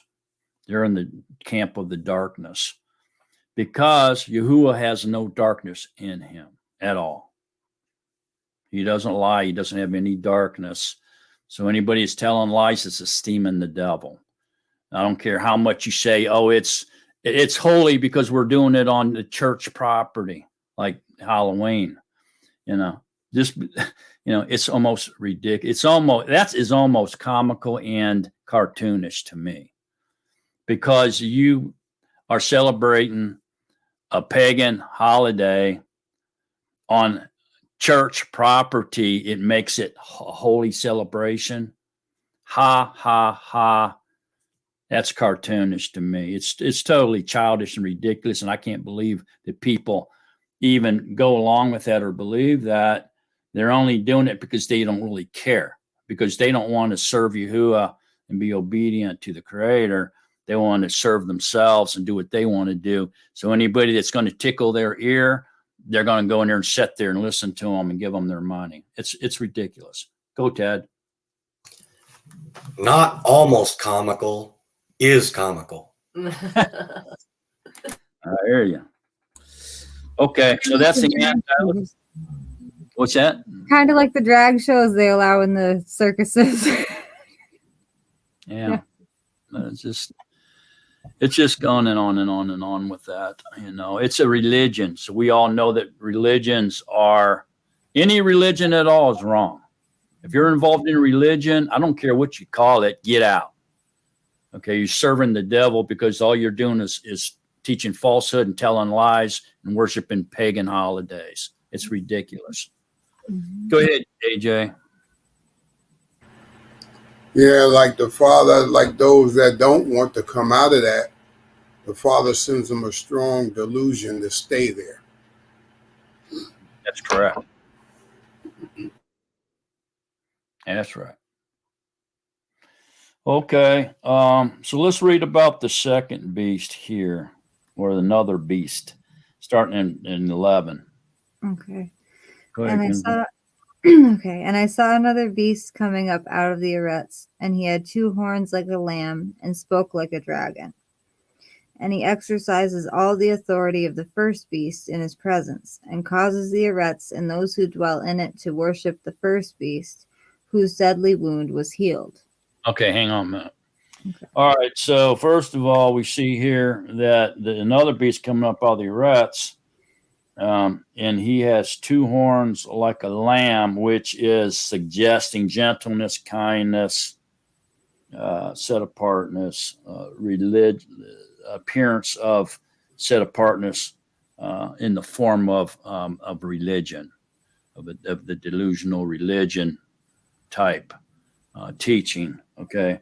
And spoke like a dragon, so he's going to have great influence over those who hear his words, even though they're going to be falsehood, lies, deceit.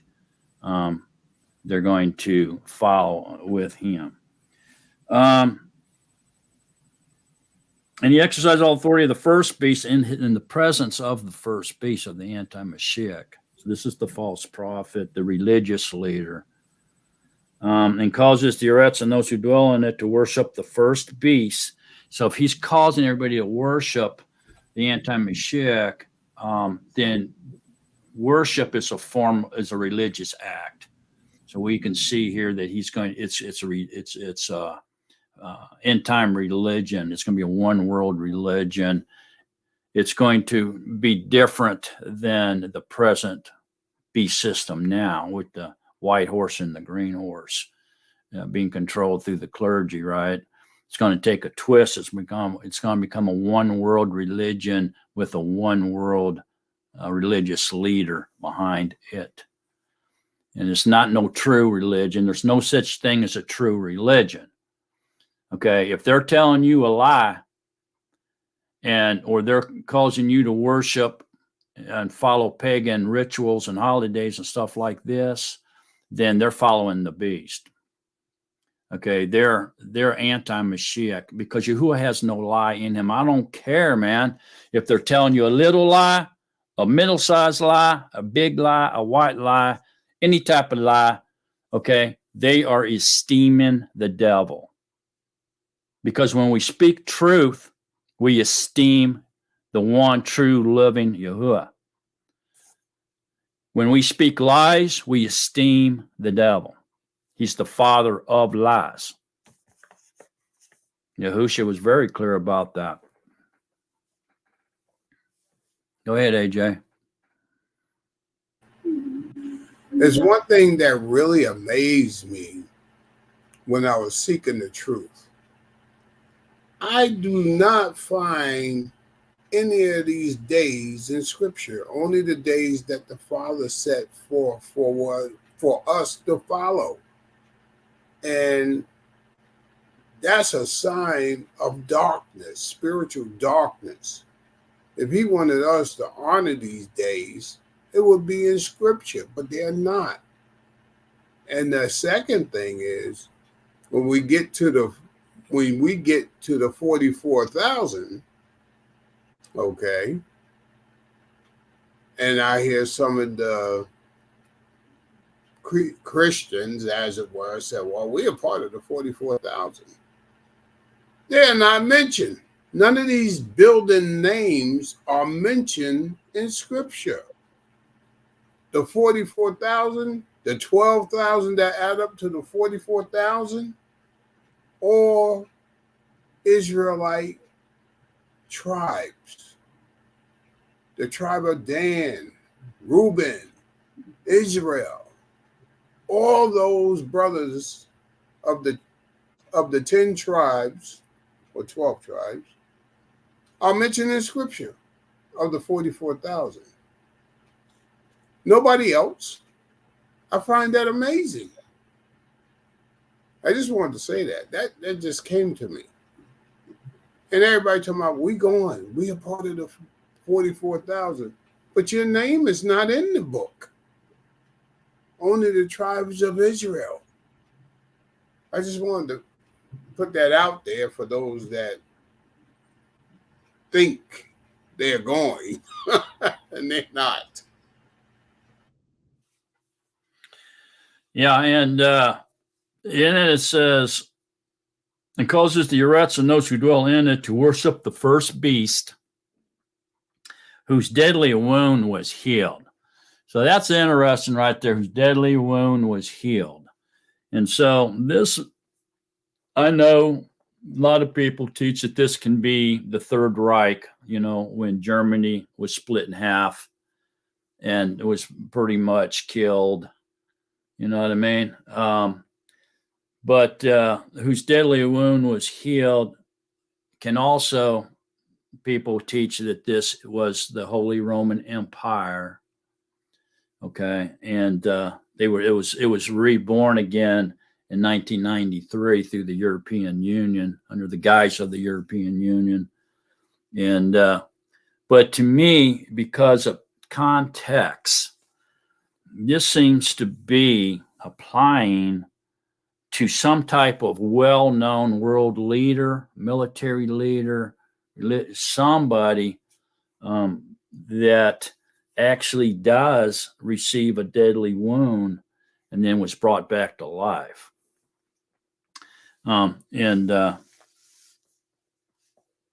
This is saying, they're suggesting this is the anti-Mashiach.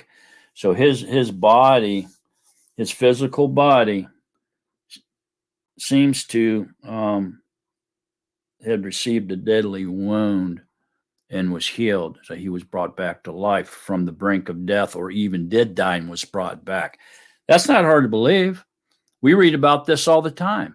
There's a lot of people who die on the operating table or die, right? And they pronounce them dead.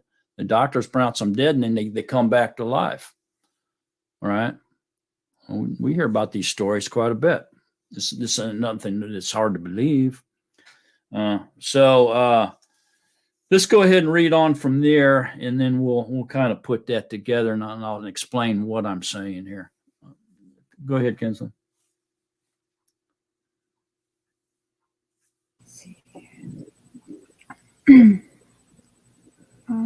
And he does great signs, so that he even makes fire come down from the heaven on the Eretz before men.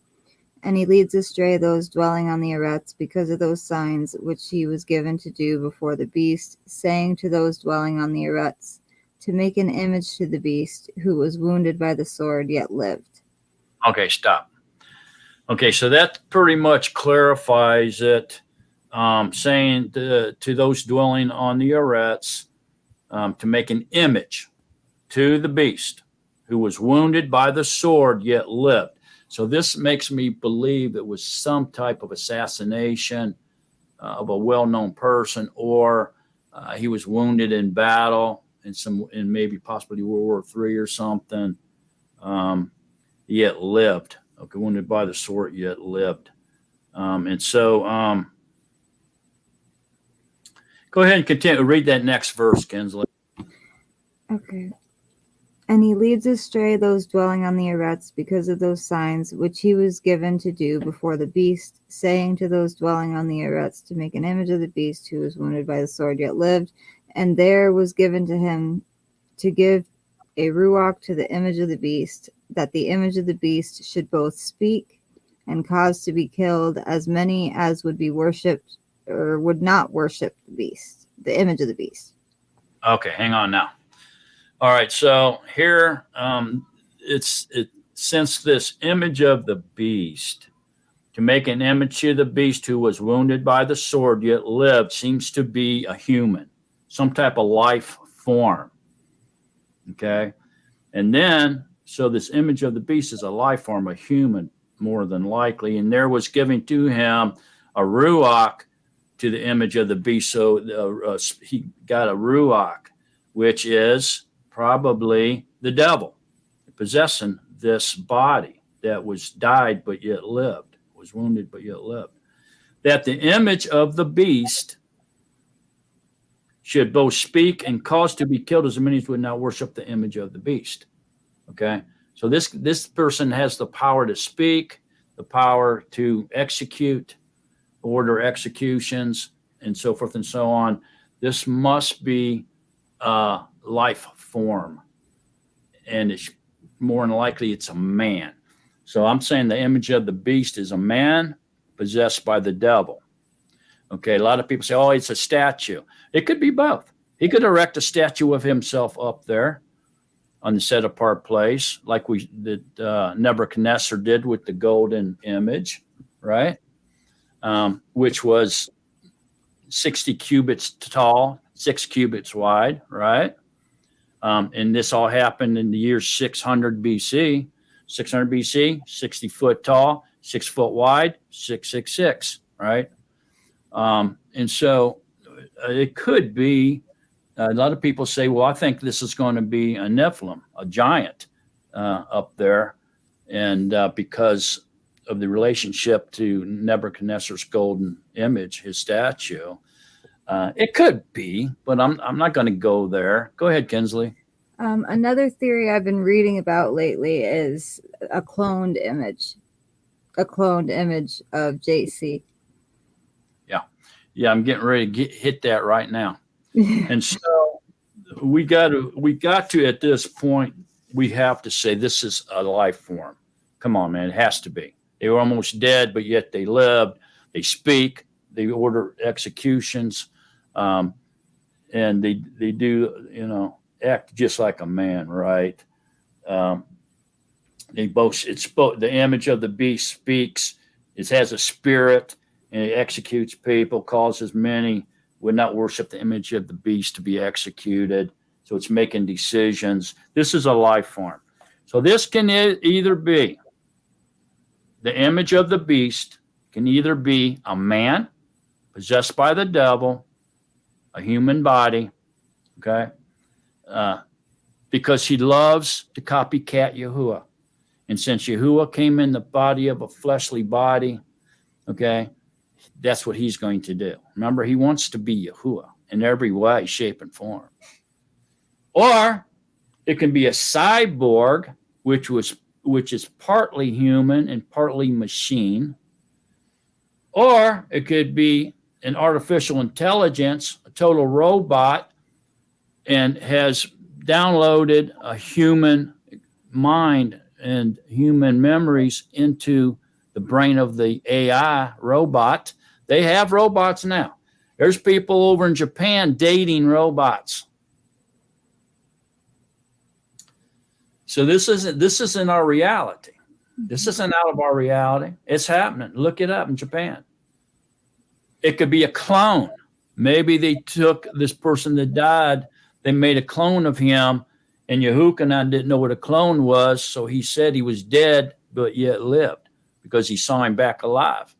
Could be a clone, like they cloned that sheep.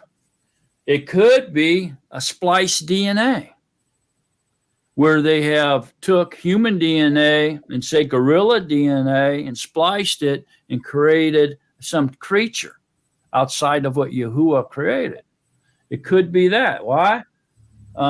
Because Scripture,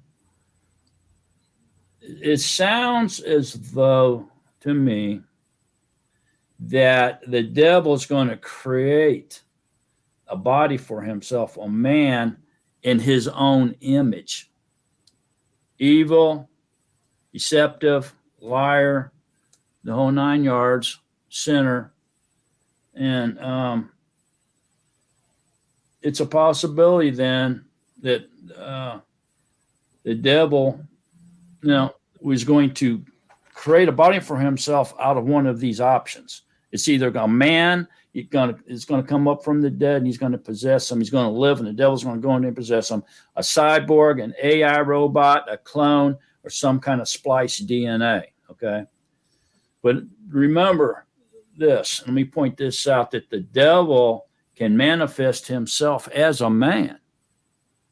We know that because Scripture tells us to behave yourself, because some people have entertained messengers and people, and they were actually messengers and they didn't know it, right? Which means they can come as the appearance of a man. And we have a lot of different examples throughout Scriptures that the messenger appeared as a man to people. Even Yahuwah did. Okay, so the devil he is a messenger. He has the ability to manifest himself as a man. So that could be as well. Since he's confined here on the earth, he could just manifest himself as a man and work through that body. Okay. We don't quite understand that fully, but we know it's possible. So if the devil manifests, what I'm saying is if the devil manifests himself as a man, can that manifestation, that fleshly body, be killed, and yet then the devil could pull out of it, shed that body, disrobe it, and then still exist in his spiritual form? Or is that body just automatically going to be transformed back over into a spiritual form? It can't be killed. It just transforms back over real fast into a spiritual body. So I'm saying we don't know enough about that, but we do know that the End Mashiach's body is going to be killed. We studied about that last night, right? Isaiah 14, Ezekiel 28, right? That we know that this is possible. So, I mean, not possible, it is going to happen. That the End Mashiach's body is going to be killed, that fleshly body.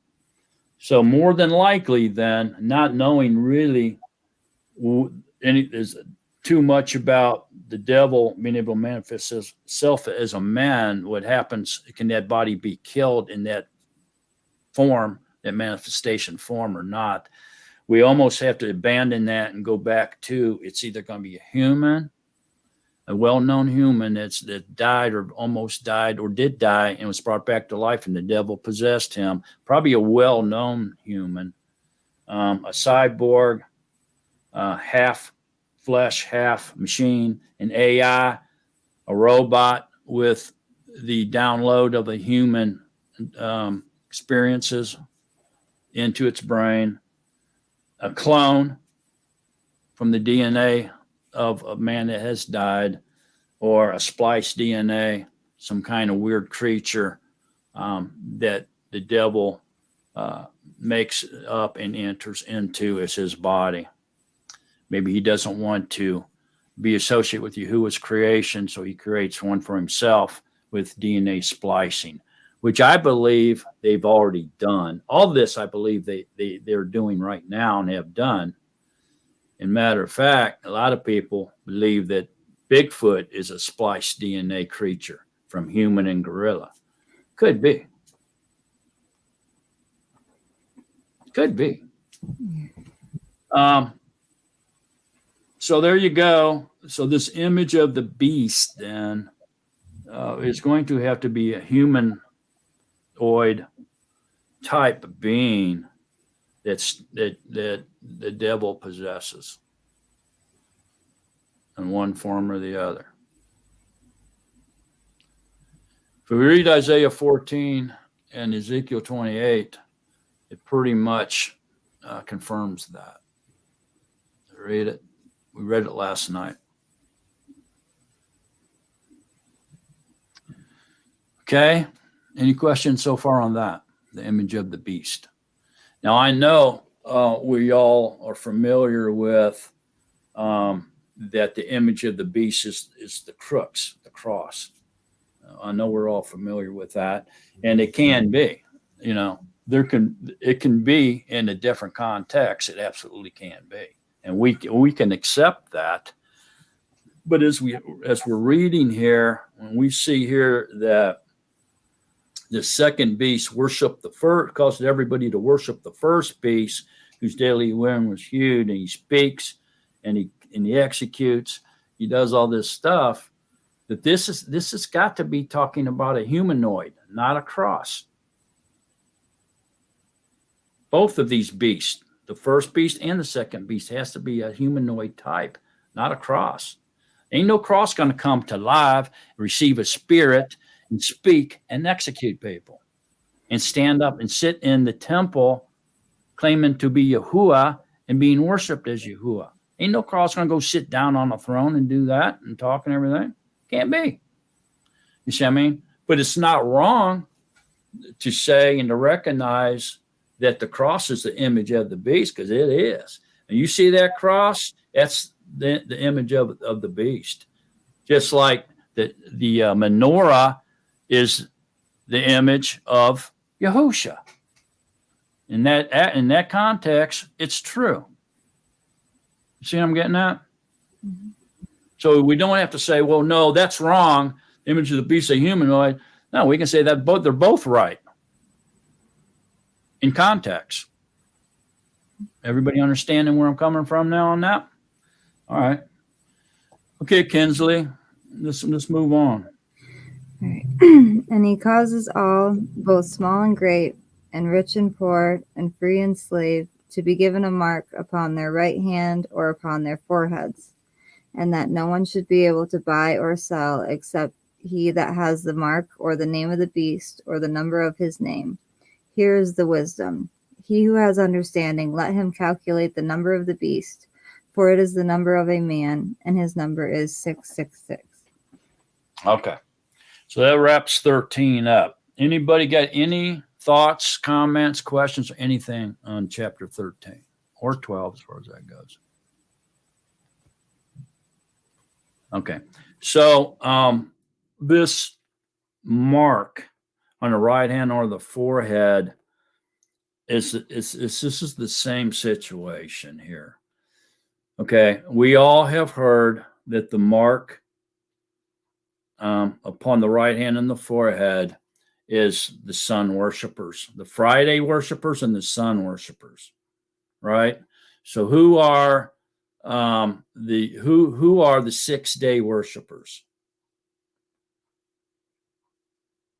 What'd you say, Phyllis? The Muslims, Islam. Yeah, Islam. Who are the first day worshipers? Christians. Christians. They work on this. They worship the sun on the sun's day, right? Funny thing is they don't rest. Neither one of them rests, but they worship on that day. Their chosen mighty one, right?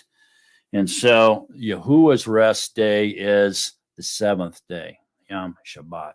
Okay, so the true worshipers of Yahuwah are identified by resting on his Shabbat. It's a sign between his true worshipers and him forever. So you can be identified who you worship by what day you rest on. Okay.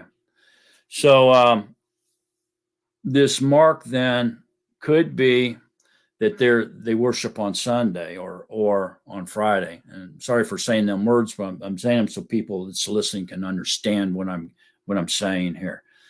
But the same situation here. This mark or name of the beast or the number of his name has to be put on the followers of the anti-Mashiach or the devil. And how do we know that? Because it's identified here at the Wrath of HaShatan in the verse file. So if we look at chapter 16, verse 2, it says, "And the first messenger with the bowl or the vial went and poured out his bowl upon the Eretz. And an evil and wicked sore came upon the men, those having the mark of the beast, and those worshiping his image." So this becomes clear then. When Armageddon begins, the mark of the beast has already been implemented or given to the followers of Satan because they develop a big sore. You see that? So that's, and so what am I saying? Same thing I said last time, just a moment ago. Neither one, I can't say that's wrong and this is right. What I'm saying is they're both right in context. Can everybody accept that both people can be right or both ideologies or theories are right? It's not always one person's wrong and one person's right. Sometimes they're both wrong and sometimes they're both right. I have witnessed many times during quarrels among friends and family, one was saying one thing, one is saying the other thing. And when it all boiled down and the facts got looked up, it came out that they were both right. They were arguing for no reason. They were just saying it in a different way. They were just coming at a different approach. And so it's what I'm saying here. Ain't nobody wrong here. Okay. Everybody's right. Okay. So there has to be something here.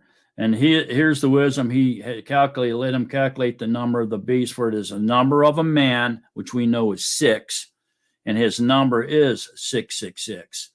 Okay, so is 666 going to be stamped on your forehead or your right hand? No, it's too obvious. This is something else. All right, and we can sit here all day and debate that, what the mark of the beast is.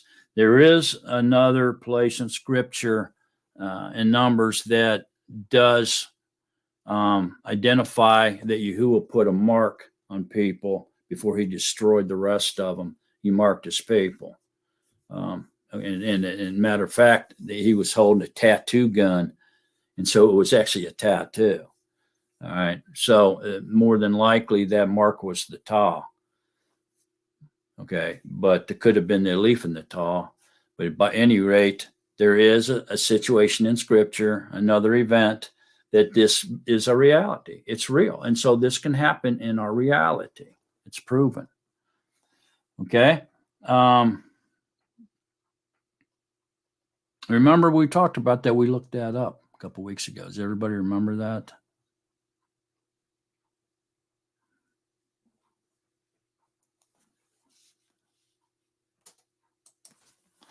Let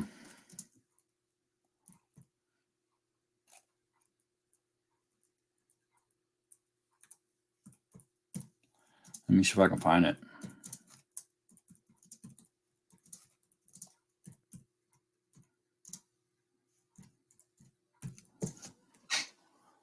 Yeah, I can't remember where it was at. I know it's a number somewhere. Anyways, yeah, it's there. There's definitely an example of that. Okay, so what is this 666 thing going on here then? Where's that coming from? And how can that, the number of the beast, calculate the number of the beast?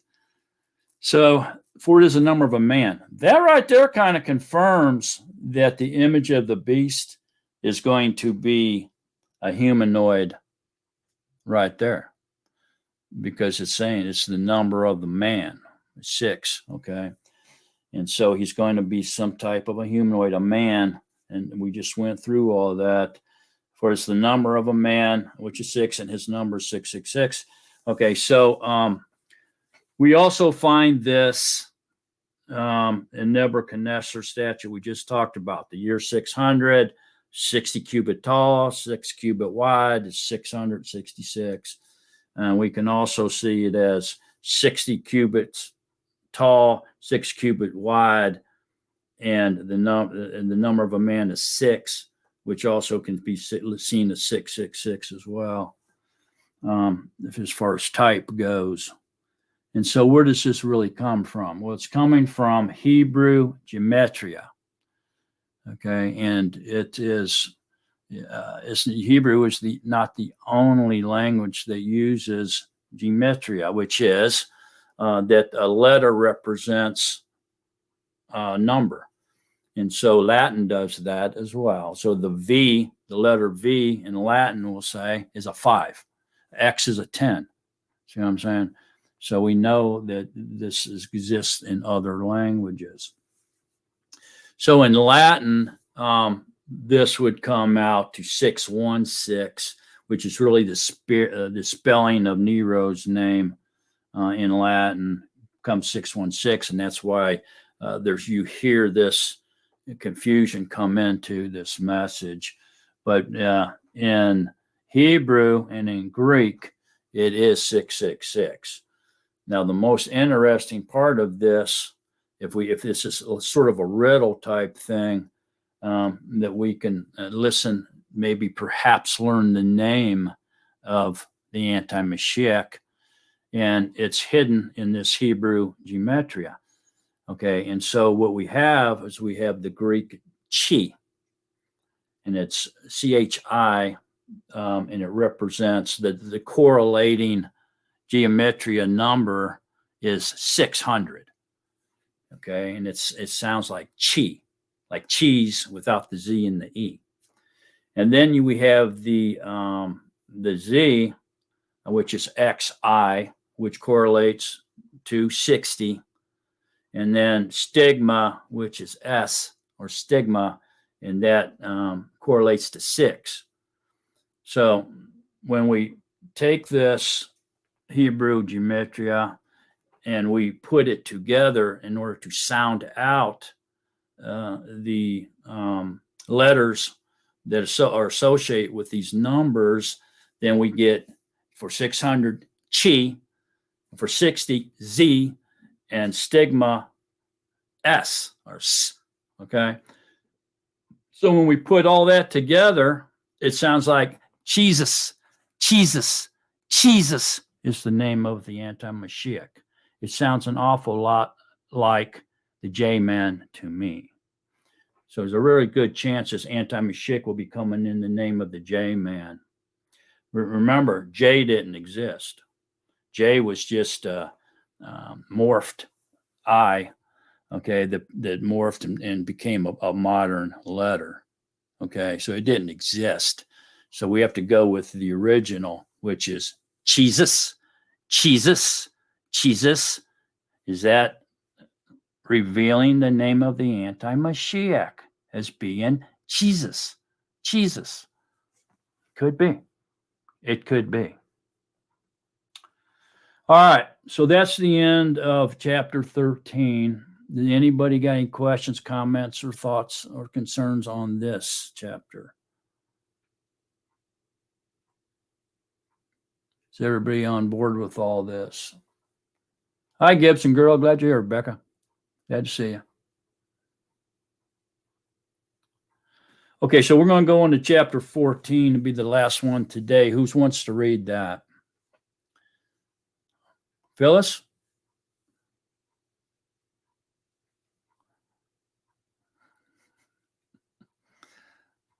Chapter 14? Okay, I will book. I get so sleepy, Mark, when I'm listening. I have to get up right out. It's not you. It's just my age. I'm so sorry. Okay. Did you say 13? 14. 14. Yeah, then we'll finish for the day, and then we'll go do open mic, and then everybody can come on and talk about what they want to, ask questions, whatever. And I looked and saw a lamb standing on Mount Zion, and with him 144,000, having his father's name written upon their foreheads. Okay, stop. Okay, so before we get off of there, does everybody see that chapter 13 is the tribulation years? Everybody seeing that, right? Okay, so that means that this isn't telescoping off the trumpets. This means that this is extra information found within the trumpets. Because remember, the trumpets ended on the day of Yahuwah. So nothing can come after that. So it has to be in there, and it is. Everybody saying that? Because remember, the trumpets, the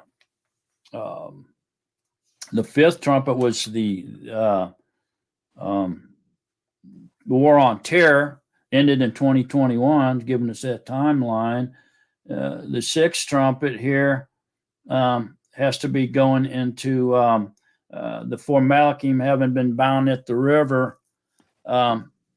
With those bound at the river and will be released, and a third of mankind will die, is World War III. Is the sixth trumpet. Remember all that? So then the seventh trumpet is the millennium reign. So the two witnesses, World War III, Armageddon, all that is within that sixth trumpet. The seventh trumpet is the start of the millennium reign. So the seventh trumpet is the start of the seventh day. The sixth trumpet is the sixth day, which is a deadly trumpet. It's very deadly because it has World War I, World War II, War on Terror, the Third World War, and Armageddon, all within that trumpet era, the The sixth trumpet is a very deadly trumpet. The seventh trumpet is the millennium reign, the seventh day. See how it corresponds? Sixth trumpet, sixth day, seventh trumpet, the seventh day, or the millennium reign. So then after the millennium reign comes what? White throne judgment and eternal reign, right? Okay, so this 3.5 years of tribulation in chapter 13 has to be, it can't be a telescoping because the trumpets ended. So it has to be information found within the seven trumpet era or the seven seal era. You see what I'm saying? It's not telescoping at all. It's just extra information. It's just like the great sign that was seen in heaven. The great woman, the woman up there with the 12 stars, right? And so that happened in 2017, which was before the ending of the war on terror even. See that? The fifth trumpet. So it doesn't telescope. It's just extra information he's given us. It's almost like I forgot to tell you this. Let me write it down before I forget. Type, that's the best way to look at that to understand what I'm saying. Okay, so everybody saying that? Chapter 13 was the tribulation years, which is within what? The sixth trumpet era. Because the seventh trumpet's the millennium reign. All right, now here we go in 14. Let's just go ahead and read it, and then we'll talk about it. Go ahead, Phyllis. And I heard a voice out of the heaven, like the voice of many Mayim, and like the voice of loud thunder. And I heard the sound of harpists playing their harps. And they sang a renewed song before the throne and before the four living creatures and the elders. And no one was able to learn that song except the 144,000 who were redeemed from the Arets. They are those who were not defiled with women, for they are maidens. They are those following the Lamb wherever he leads them on. They were redeemed from among men, being first fruits to Yahuwah and to the Lamb. And in their mouth was found no falsehood, for they are blameless before the throne of Yahuwah. Okay, stop. Okay, so what's this talking about then? Millennium reign. This is taking us into the millennium reign now, and the 144,000 are what? First resurrection group, the bride. Okay, that's going into the millennium reign to rule as kings and priests with Yahusha during the millennium reign. They're the first fruits to Yahuwah and to the Lamb. See, they're the election, the bride. And what's real interesting here, see, they were redeemed from the Arets. See that? And what's real interesting here is, and in their mouth was found no falsehood, for they are blameless before the throne of Yahuwah. So these are not churches. These are not preachers, church leaders, because there is falsehood in their mouth. So there's no falsehood. They're blameless. There's no falsehood in their mouths, for they're blameless before the throne of Yahuwah. Cannot be a church or a church leader in any shape or form or any type of religion, because there's falsehood found within that religion. Even a little bit disqualifies them. But there's not a little bit, there's a lot. Matter of fact, if you take paganism out of Christianity, there's nothing left. No, there's not. There's no religion left. It's just worship of Yahuwah. But basically, it's that bad. Okay? And so when they sit there and say, oh, there's no falsehood in them, and they blame us, that proves it's the church. No, it proves it's not the church, because y'all lie all the time.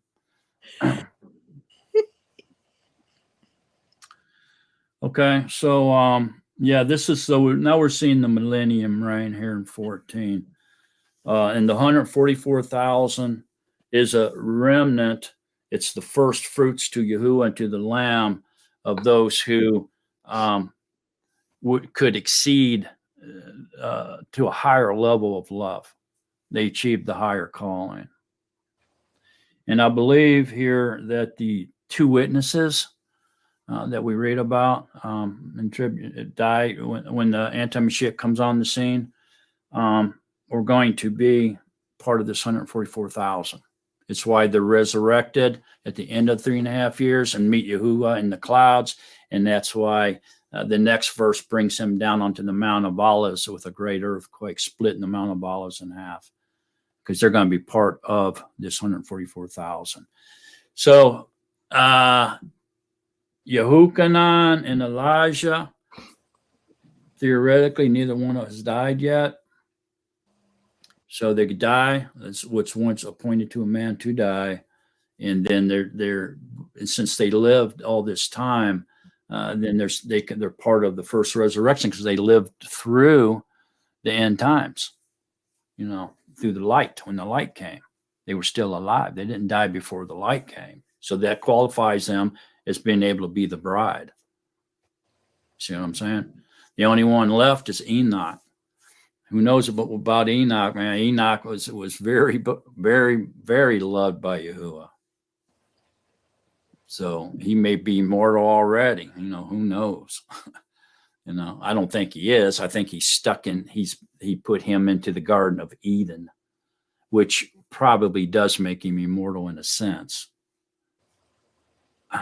But I think he's in paradise. So I think Enoch is being reserved until judgment, till the eternal reign, which he will receive his immortal body, at that point. So could it be Enoch and Elijah? It could be. But I think it's Yehukanan.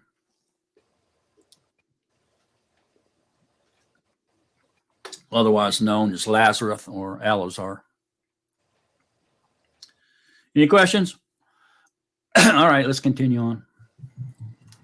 And I saw another messenger flying in mid-heaven, holding the everlasting Besorah, to announce to those dwelling on the Eretz, even to every nation and tribe and tongue and people, saying with a loud voice, "Fear Yahuwah and give esteem to him, because the hour of his judgment has come.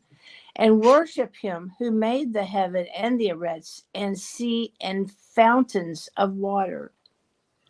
And another messenger followed, saying, "Babel is fallen, that great city, because she has made all nations drink of the wine of the wrath of her whoring." Okay, hang on a minute. Okay, so this was prophesied to happen in Jeremiah 51:7. Everybody go there. Jeremiah 51:7.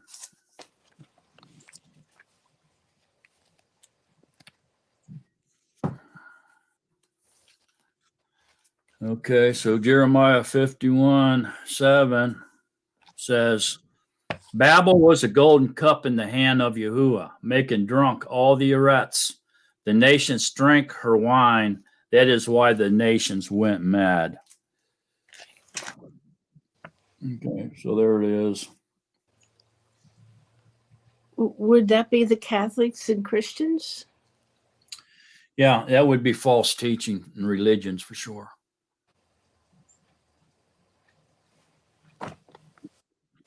I mean, you can include Islam, Hindu, Voodoo, Buddha. I mean, you include all the religions, even humanism, even atheism. You know what I mean? They're not worshiping the one true living Yahuwah, so they're mad. They went mad. They're worshiping things that aren't even mighty ones, man.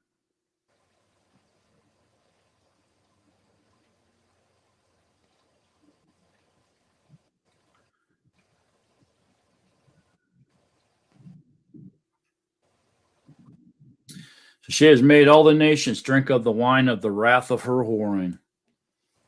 And so this could be all religions. This is specifically in context now speaking about Babel, which would be,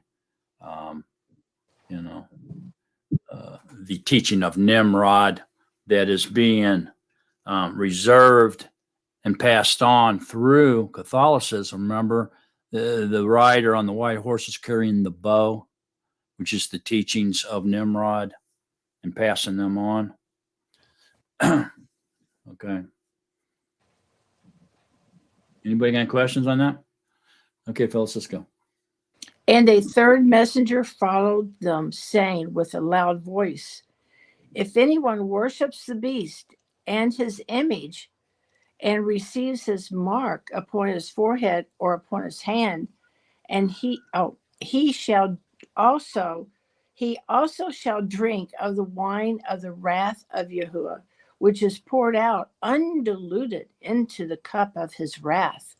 And he shall be tortured with fire and sulfur before the set apart messengers and before the Lamb. Okay, so see there again, if anyone worships the beast and his image and receives his mark upon his forehead or his right hand, he shall drink of the wine of the wrath of Yahuwah. Remember what we said in chapter 16, on the first messenger, he poured out that bowl, and a sore came upon those who have received the mark. Mm-hmm. So I'm saying, so it's kind of confirming that there is a sort of a physical mark, which is not surprising because Satan copycats everything Yahuwah does, and Yahuwah did do that. Okay, let's go. And the smoke of their torture goes up forever and ever, and they have to rest. Oh, and they have no rest, Yom or Lila. Those worshiping the behemoth and his image. Also, if anyone receives the mark of his name, here is the endurance of the set apart ones. Here are those guarding the commands of Yahuwah and the belief of Yahusha. And I heard a voice out of the heavens saying to me, write, blessed are the dead who die in the Master from now on. Yes, says the Ruach, in order that they rest from their labors and their works follow with them. And I looked and saw a white cloud, and sitting on the cloud was one like the son of Adam, having on his head a golden crown, and hidden and in his hand a sharp sickle. And another messenger came out of the Mishkan, crying with a loud voice to the one sitting on the cloud, send your sickle and reap, because the hour has come for you to reap, because the harvest of the eretz is ripe. And the one sitting on the cloud thrust in his sickle on the eretz, and the eretz was reaped. And another messenger came out of the Mishkan, which is in the heaven, and he too held a sharp sickle. And another messenger came out from the altar, having authority over the fire.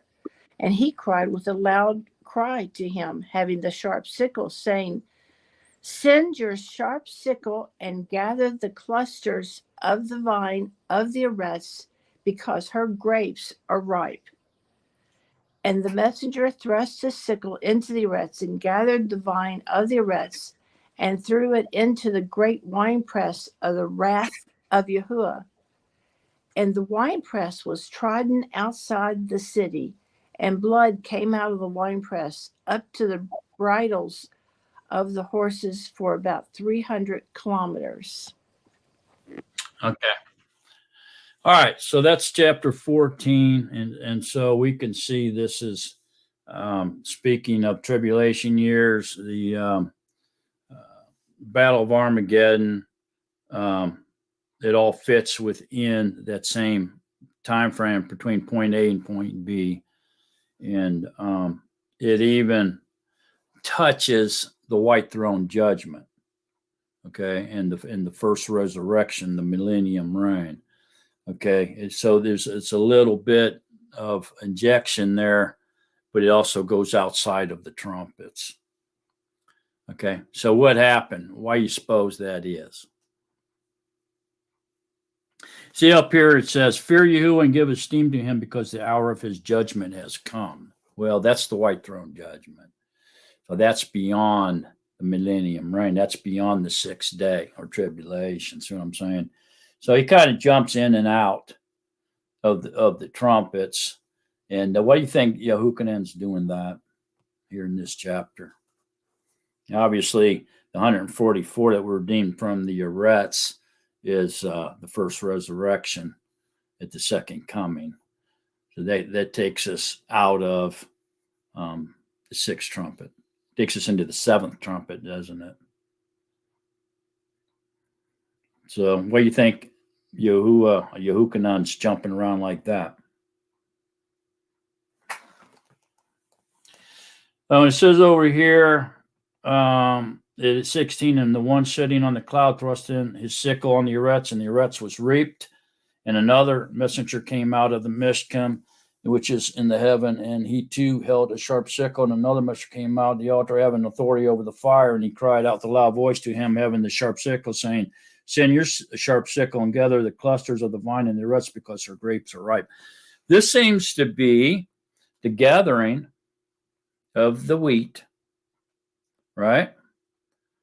And then the gathering of the tares and the destruction of the tares.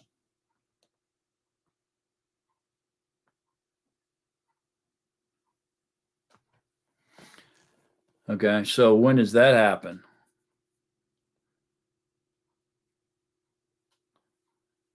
At the coming of Yahusha, second coming of Yahusha. See what I'm saying? So to me, this chapter 14 is outside of the trumpets as far as the millennium reign, the gathering, and then the gathering of the tares, the gathering of the wheat, then the tares, the wheat first, then the tares, and then the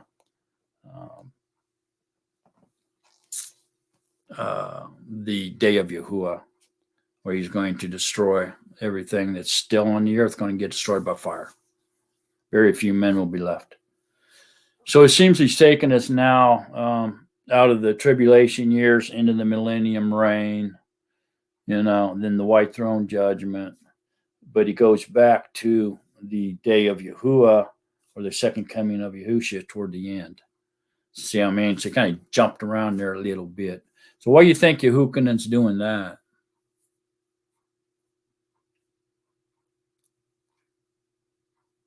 Anybody? Somebody.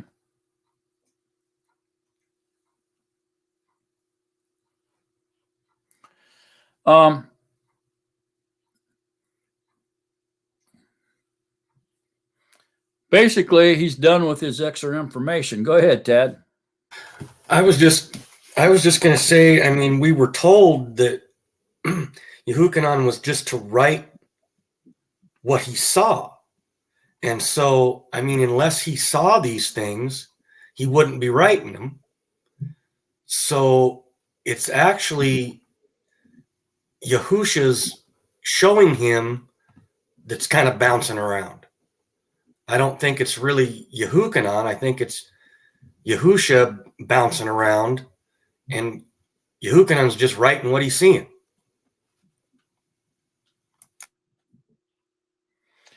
Could it be that he saw so many things that he got him out of order a little bit and confused and forgot about them and said, oh, yeah, I forgot to add this. And then he thought he was done giving all the extra information, so he went in what comes after tribulation and started writing about it.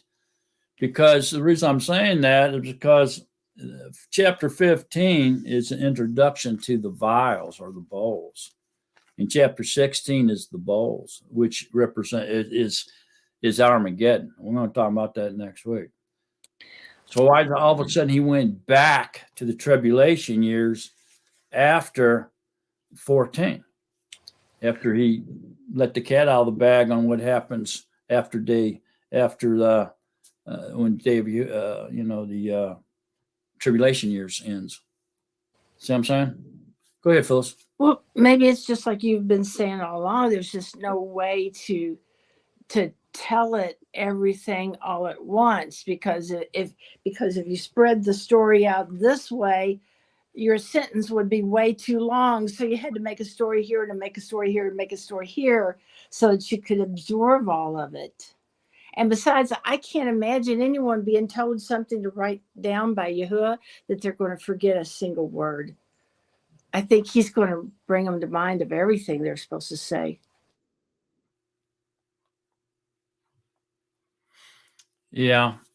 And it could be what we're witnessing if the Yahukanan, as a human, as a man, did forget some things.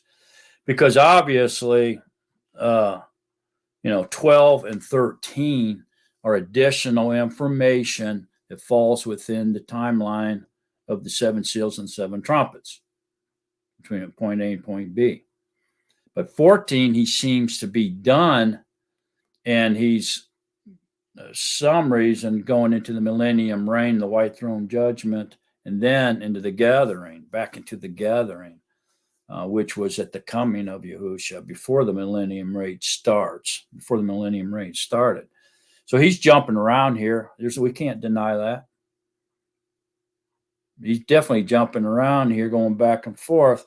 So I think his mind was overloaded, and maybe he decided after he stuck that information, the extra information in chapter 12 and 13, and revealed it, that it really belonged over in this long story and the medium story, but he didn't, because obviously he forgot to put it in there, so he added it instead of writing everything over. And then he, because of his thought process, possibly in his aggression, he went ahead and went into the millennium reign and white throne judgment and everything. And then all of a sudden he says, "Oh, I forgot to tell him about the bowls." So he goes back with the bowls and the vials back into the tribulation years and begins at Armageddon, which is the wrath of Yahuwah. It's no longer the wrath of Hashatan. It's now the wrath of Yahuwah. And we can easily see that at the end of chapter 15 here. It's at verse 7. It says, "And one of the 4 living creatures gave to the 7 messengers 7 golden bowls filled with the wrath of Yahuwah, who lives forever and ever." See that? So it's the wrath of Yahuwah, which is Armageddon. The wrath of Yahuwah against the anti-Mashiach, the devil, the false prophet, and their army, their one world army. That's who his wrath is going to come against at the end of Armageddon. At just at the brink of annihilation, extinction of the Israel, he comes back and stops it, cuts the day short so that they don't get totally annihilated. See that? So 15 and 16, 15 is really I call it the introduction to the bowls or the vials, and 16 is actually the 7 bowls being poured out, the wrath of Yahuwah being poured out on the armies of the Mashiach, the anti-Mashiach.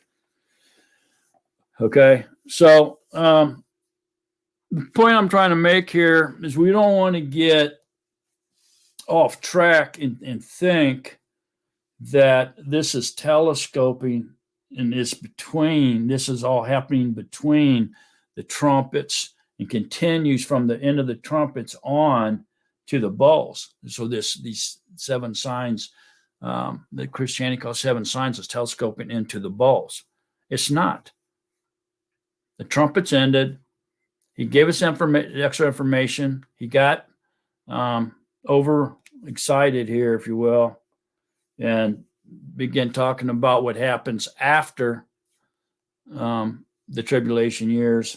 And then he comes back to the tribulation at the end of the tribulation years and starts talking about the battle of Armageddon or the 7 vials, 15 and 16. That's all that's going on here, man. There's no telescoping here. That's what we got to understand. Why did he put it out of order? Well, we just think harder about it, and we try to make sense out of that. And the only thing that makes sense is what we just said. Because it's definitely not telescoping. We've proven that already. All right, so I'm going to end today's study right there, and we'll get into the vials and the bowls next week in 15 and 16.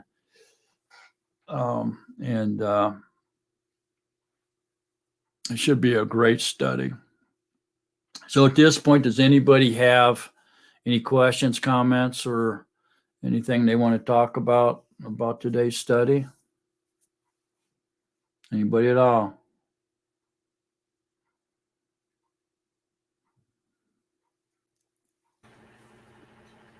Go ahead, AJ. I just would like to pray for everyone, and if I may, and I'm glad to see most of you and be here. And I just wanted to say Baruch Haba Bashem Yahuwah. And I want to pray for all of us, because there's a lot of things that's going on in the world, especially reading this and what's going to happen to us, but not the fear, because Yahushua and Yahuwah is going to hold us up no matter what we go through. It seems to me having no fear when you're losing your life or about to lose it is tremendous, no doubt. But knowing that you will be comforted, that helps. So, I just wanted to pray for everyone, if I may.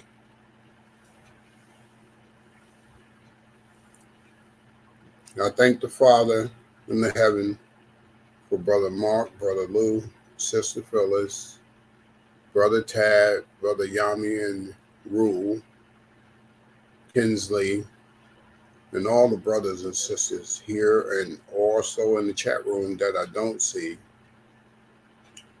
to stand fast, hold on to truth. We ask the Father that we won't waver in the time of distress when persecution arrives, when false people start popping up all over the place. Have us keep our minds on Him, as His word says, keep our minds on things above, and we won't be snatched by the things on the earth. I pray for health and strength and guidance on all the set apart ones and those that He is calling out of the buildings. Give them strength and guidance through those that have been called out already. Let us love one another and guard each other with His words and His strength and spirit. And I ask this in Yahushua HaMashiach's name. Amen. Thank you, Yah. Amen. So we're going to go now. Now, thank you all. Nice seeing you, Phyllis and Brother Mark. And I love you all. And I just I'm just grateful for what Yahushua has done in my life as an individual and what He brought me from in my habits and thinking and ways. Only He can change that. And like I said, none of us will ever be perfect, and it's not about that.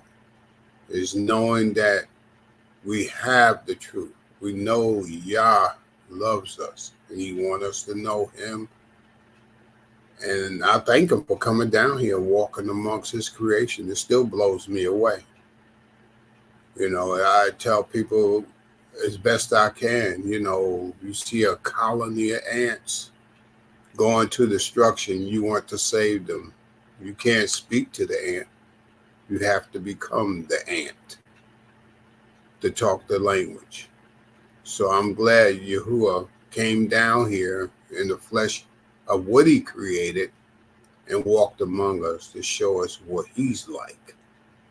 That's awesome. Very awesome. Still mind-blowing for me. And I thank all of you to be able to share that with. I love you all. Peace and blessings to you all. Okay. We love you too, AJ. Thank you. Shalom. Shalom. Shalom, Brother FM. I think this is the first time I've ever seen you. Your mic, brother. Brother FM, your mic. Turn your mic, FM.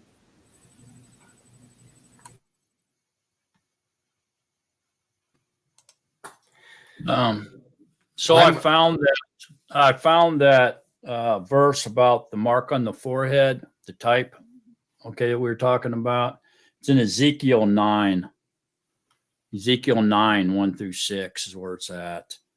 So it says, and one man in the midst was clothed with linen and had a writer's inkhorn at his side. And they came in and stood beside the bronze altar. And the esteem of the Elohim of Israel went up from the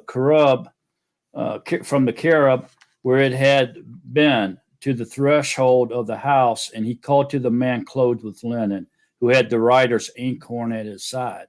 And Yahuwah said to him, pass on into the midst of the city, into the midst of Jerusalem, and you shall put a mark on the foreheads of the men who sigh and cry over the abominations that are done within it. And to the others he said, to my hearing, pass on to the city after him and smite. Do not let your eye pardon nor spare. Slay to destruction old, young men, maidens, children, and women. But do not come near anyone upon whom is the mark, and begin at my set apart place. So they begin with the elders who were in front of the house. So there it is. There's the type or the foreshadow of the mark of the beast. So obviously this was real, and it was ink. It was tattooed on their forehead. It was a real mark. And so this is the foreshadow or the type relates to the mark of the beast being real as well, being a real mark. Okay? That's proof of it right there. It has to be. It happened before, which places it in our reality. Places it in our reality, so it's real. So we can expect that the mark of the beast to be a physical mark on people's forehead. What that is, we don't know. I'm almost positive it's not 666, though. That's way too obvious. Everybody knows not to take that mark. You know what I mean? It has to be something identifying them to alliance or taking an oath to worship the beast, to follow the beast, and give him authority over them, whatever that may be. It could be in the right hand or the forehead. It has to be a real physical mark. It has to. There's just too much about it written in there. And we have the type and the foreshadow there in Ezekiel 9 proving it. All right. So I just wanted to make sure we're all on board with that because I couldn't think where it was at earlier. Okay. Yeah, we've met FM Chandler before. Your mic's off, sir, if you're wanting to talk or anything. You just got to turn on your mic there. I can't do it for you, I don't think. There you go. Your mic's on now. Okay, can you hear me now? Yeah, we can hear you. Okay, thank you for granting me access. I've known Phyllis and Lou for about 15, 18 years. That's the first time that I've got to be involved in something like this. My name obviously is FM Chandler. I have been caring for my wife, Claudia Ann, for over 2 years. She's been bedridden, and I'm very busy 24/7 with that. So I don't have a whole lot of time to be here with y'all. I'm glad that I had time to be here with you today. Yahuwah brought me out of the darkness in 2008, and I, at that time, did not know about that being the year of release. And it's amazing that that's when he brought me out. I had been studying. Well, I went to an independent Baptist church in the 90s, and I was pretty broken. I wanted to know who made me, if it was possible to know. So while I was there, I studied every lesson that we had in the senior adult classes. And I found many, many errors and lies in their study books. And I would point those out in our class, and they weren't very well received. And I came to a point that I knew I had to get out of there. I could not stay there anymore and obey Yahuwah. And in 2008, I typed up a letter of withdrawal and sent it to the pastor, John Morgan, renouncing all my associations with the church there and with Christianity and with JESUS and LORD. I asked him to remove my name from every list that I was on. I had been extremely active there. I was a very diligent worker, serving on the out in the parking lots, directing traffic on the worship days and other days. And my wife, Claudia, was a beautiful choir member. And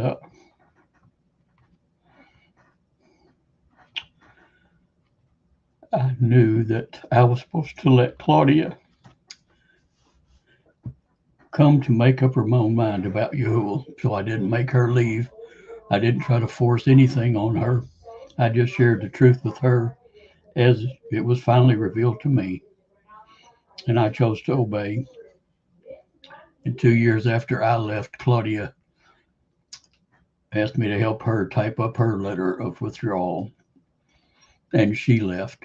But I understood that I had to let her make her own choice. I can't make her come to Yahuwah.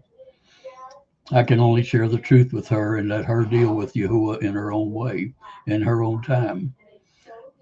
And I loved her enough to let that happen, even through the arguments and the displeasures that we shared sometimes because of serving different ones for 2 years. And I'm nobody. I'm just a human being out here that wanted to know the truth.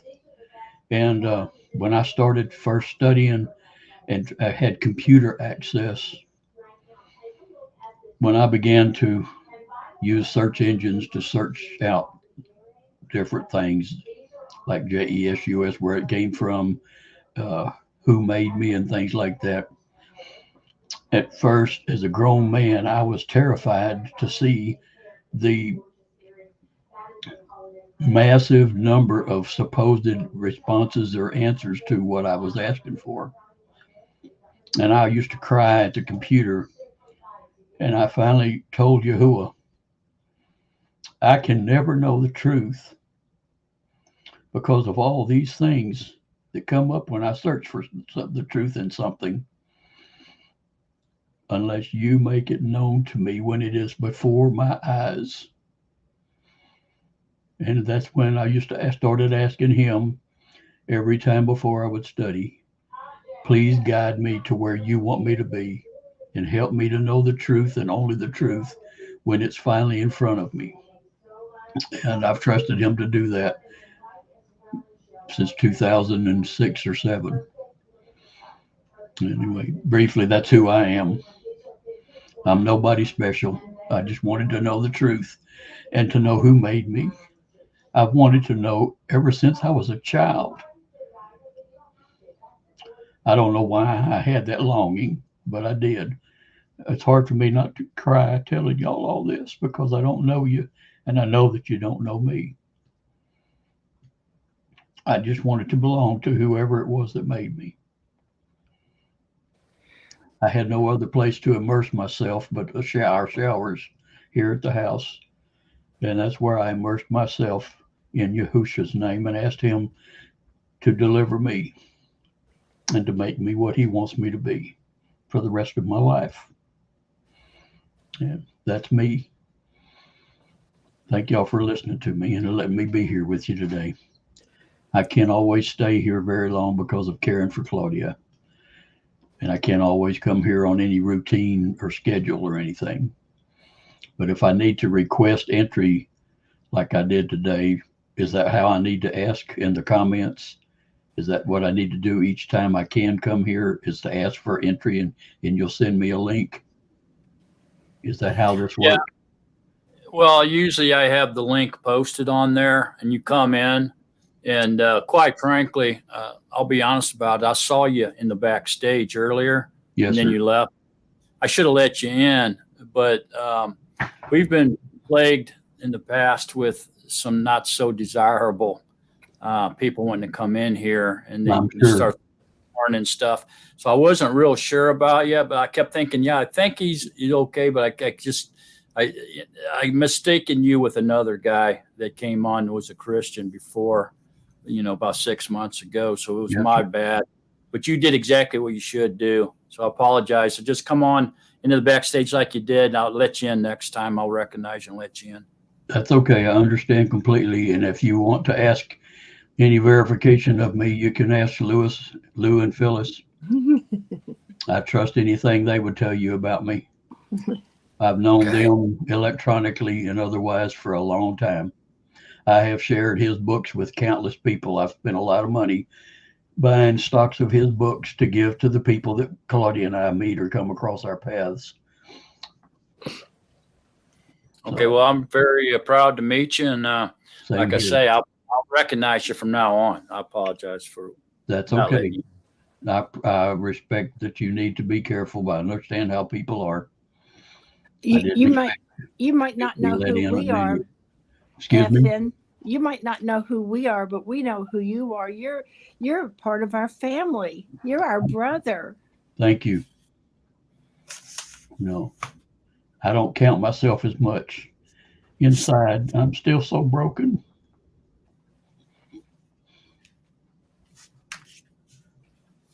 I'm just broken. That's all I can say. Well, you're sure on your way to being healed, because I can sense you with the Ruach in you. So I can see that, Yahusha has sent you here. And, you're welcome here anytime you want to. Thank you. Thank you. Thank all of you.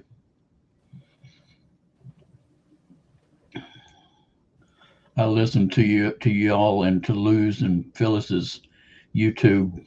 I'm a subscriber to theirs, and I listen to them a lot while I'm getting dressed or while I'm doing things that away from taking care of Claudia, taking care of me. Once in a while, I take care of Claudia and our 3 cats every morning before I do anything for myself.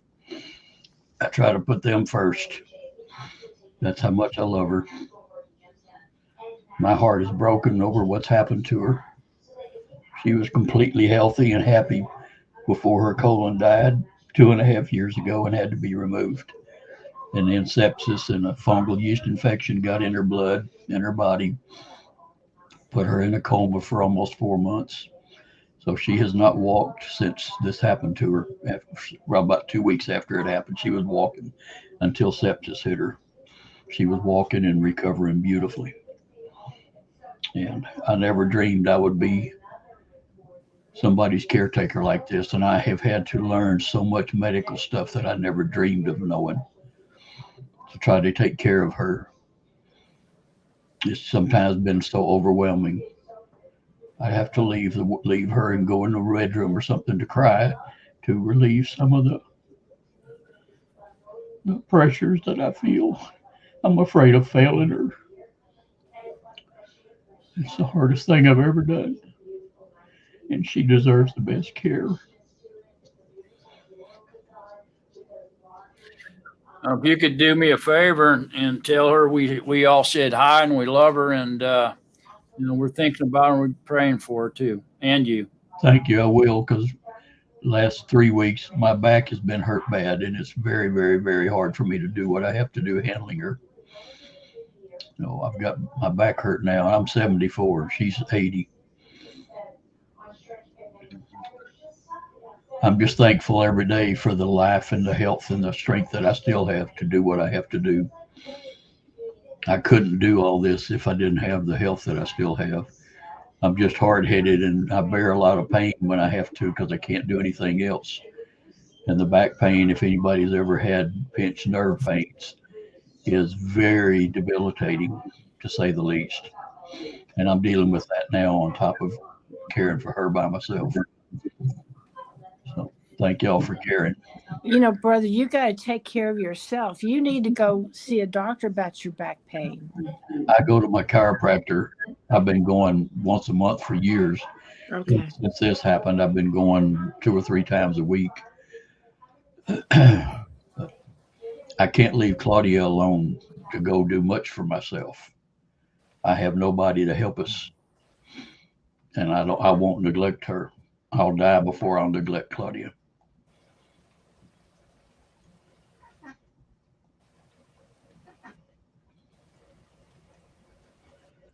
I've seen that same thing in Lou when I was going through chemotherapy. Lou can probably identify with your pain more than anybody here. Wasn't as desperate as you're feeling for Claudia. I never was that sick, but I see that look in your face that I saw in his.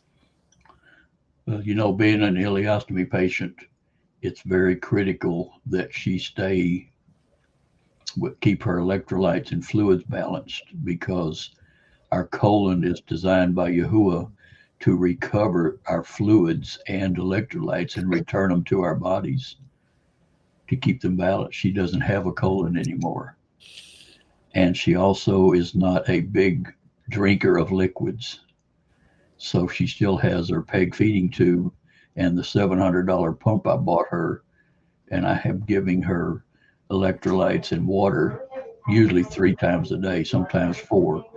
When she drinks more on her own, I cut it back to 2. That I have to watch that so her electrolytes and fluids don't get out of balance. I've had to take her to the emergency room 5 times because that happened, and nobody told me how to keep it balanced. Just what I'm finally doing, trying to think about all this, is kept her for over a year without having to go back to the emergency room. So I don't know how to do better for her, but I want to do the best for her. She deserves that. And my heart believes she will get back on her feet and walk again. We know she surely will. We know she will. In the millennium, there won't be any pain for us. Well, I bought her about 2 months ago. I bought her a $5,000 sit to stand machine. But since my back's been hurt, I've been afraid of trying to handle her, to twist her and sit her up in the bed to hook that device up to her. So I'm waiting for some assistance to be able to do that. If I get much more debilitated, we're both sunk. We have nobody to help, and we'll both be separated in some facilities that we don't want to be in. And I don't want to see that happen. Claudia's been in 2 hospitals and 2 rehabilitation centers, and her ileostomy care in all of them has been utterly atrocious. And the nursing and aid care, especially at night, has been horrible, to say the least. They've been mean to her. When she would push the button for them to come check her and empty that pouch, or that it was leaking and the acid was burning her body, they would come in and see what was going on and what was wrong, and they would hide her call button so she couldn't call them anymore and leave the room.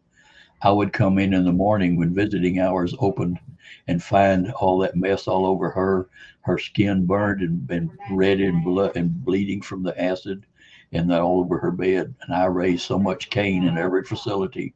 It's a shame that nobody cared. If she could get right care and go back into the rehab, I have no doubt she would be on her feet walking with the therapy she could get daily in less than a month. But she and I both are unwilling to trust them because nobody takes care of her ostomy. They have somebody that buys their equipment, and I question this in every facility. They have somebody that buys the cheapest and just a couple of types of ostomy wafers and pouches.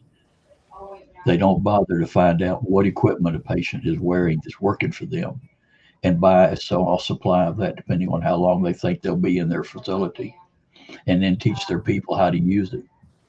All that I've learned, I've had to learn myself, and I spent thousands of dollars buying samples of stuff to try to find what would work on Claudia as her body changed and her stoma changed over the months. Nobody knows what struggles we've been through trying to get to where there's any kind of normalcy in my care for Claudia. This is the hardest thing I have ever been through. And I'm not crying on your shoulders. I just want you to know who I am. And I'm being open and honest with you. I don't know why Yahuwah's allowed all this to happen. And sometimes even I'm angry at him because I'm so tired. And I'm so frightened of what is going to happen with us. You know, we have both worked very, very hard all our lives. We've helped other people all our lives.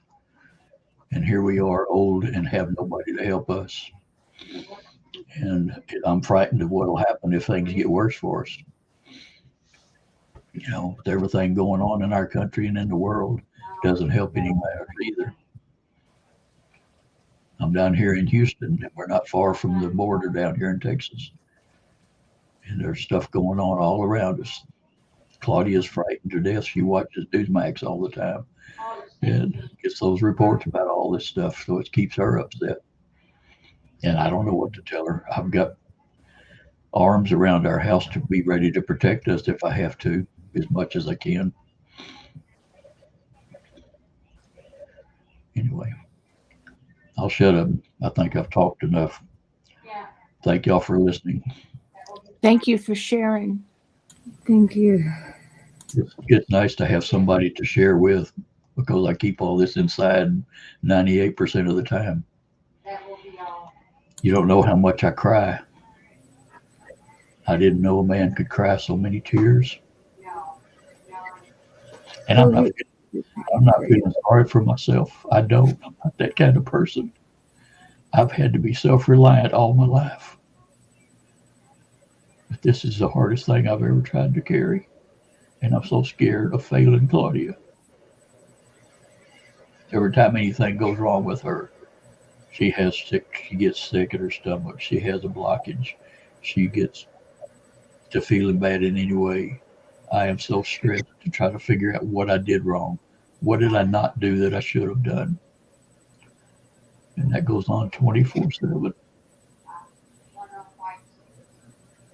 The only peace that I get really is when I open Yahuwah's writings and spend a little time that I have just reading. Other times I feel so far from him in all this stuff we're doing. Maybe y'all think I'm not Yahuwah's. I don't know. I'm nobody special. I admit that to the start. I just wanted to belong to whoever made me. Well, Yahuwah chooses peculiar ones, and he loves us. And I know he loves you.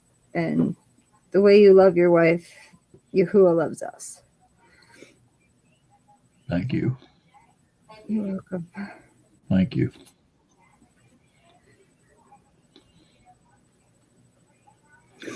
I believe that too. It's just so hard being alone in this, you know.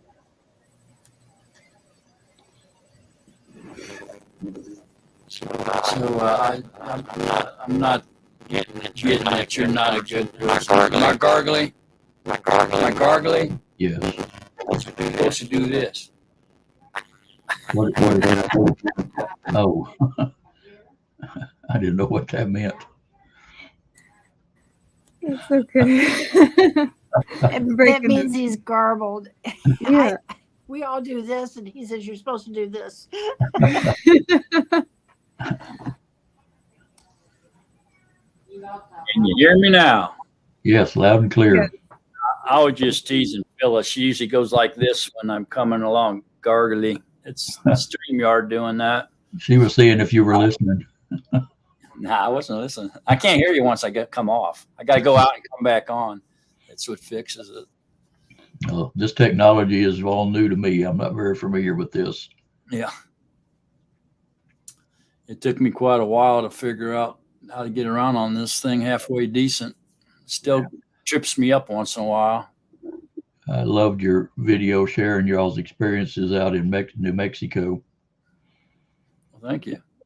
I tried to go out and visit that back in 2006, and I took a motorcycle vacation for about 2 months, and I couldn't find out how to get access to the property, so I didn't get to go. I was overwhelmed when I learned about that stone. Mm-hmm. I was just overwhelmed. It's sad that it's being messed with and by people who don't want the truth. It is. That's very sad.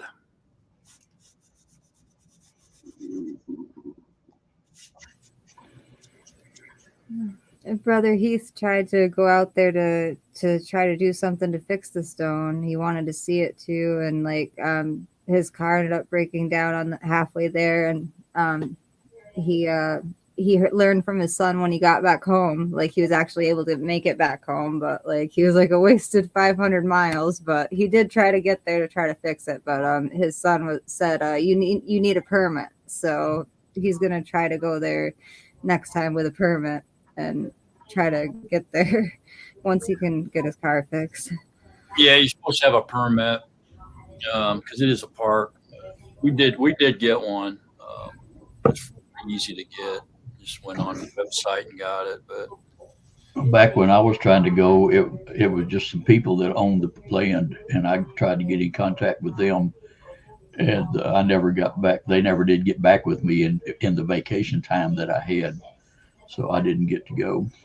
I was sure sad to not get to see that. That was just, like I said, that just was overwhelming to me to learn that existed. Their permit requirement isn't doing much good to protect it. No, there's nobody there really. Only way they could do that is to have a guard out there to protect it, not let people do stuff like that. Yeah. Like one of our founding fathers said, our form of government was never meant to control a nation of people who refuse to discipline themselves. And we're seeing that today more than ever. Yeah.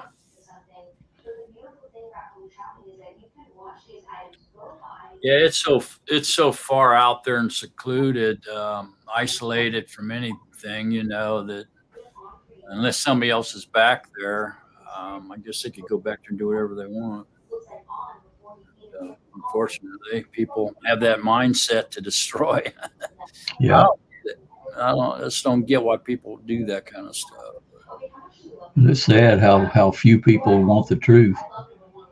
Claudia and I have shared the truth with all of our family members, and it's sad at the anger that instantly comes up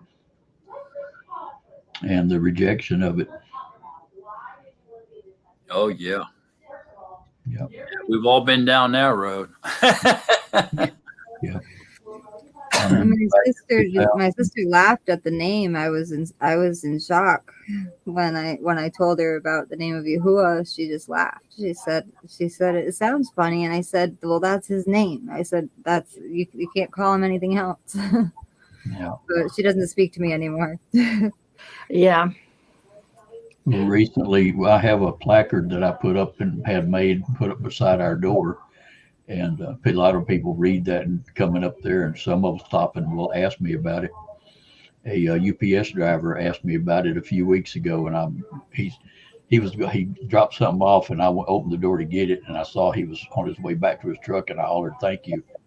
And he said, "You're welcome." And he turned around and stopped at his truck. He said, "Do you have a minute?" And I said, "Certainly."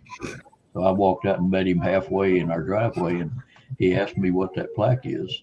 And I told him, take a picture of it if you like.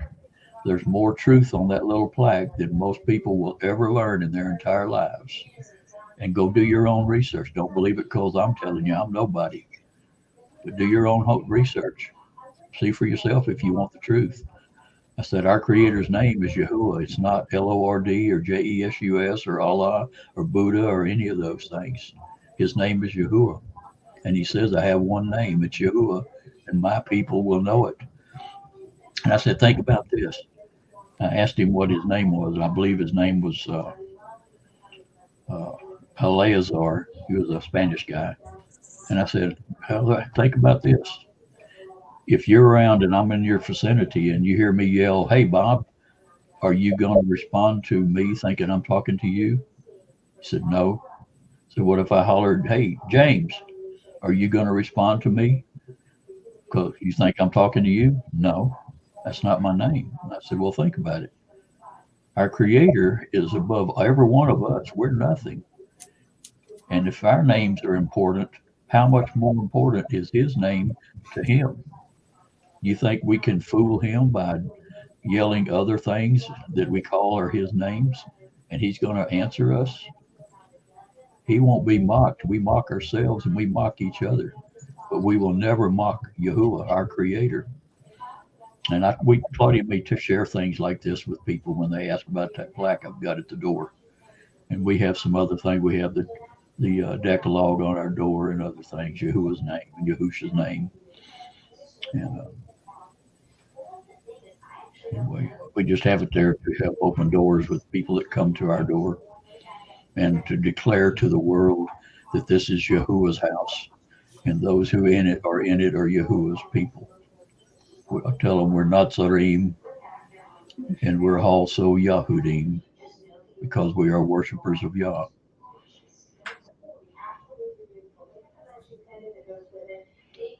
Yeah, I've given so much of Lou's books and tracts and things to people over the years that I can't even keep track of it. That says so much more to people than I can have time to say in the brief meetings we have with people, especially the fossilized customs. I tell them, if you want to know the truth about everything that you do, and as this world teaches us to just jump into and love with all our hearts, this will show you what it really is. Everything in this world is the same as what it originated as, no matter what is said of it today. I had to learn that myself, and that opened a lot of my eyes and a lot of my understanding to realize that what something began as, even if it was 5,000 years ago, that is what it still is today, regardless of what it's called or what is said about it or claimed about it. That's how Claudia and I talk to people.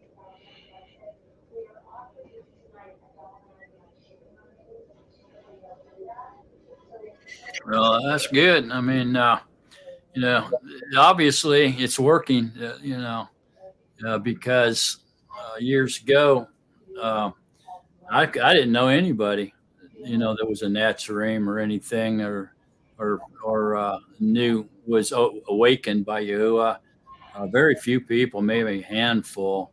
And now today, I mean, you go on the internet and it's just packed with people on there with their own channels and reading scripture and teaching truth. And so it's definitely growing, and the way is being revealed.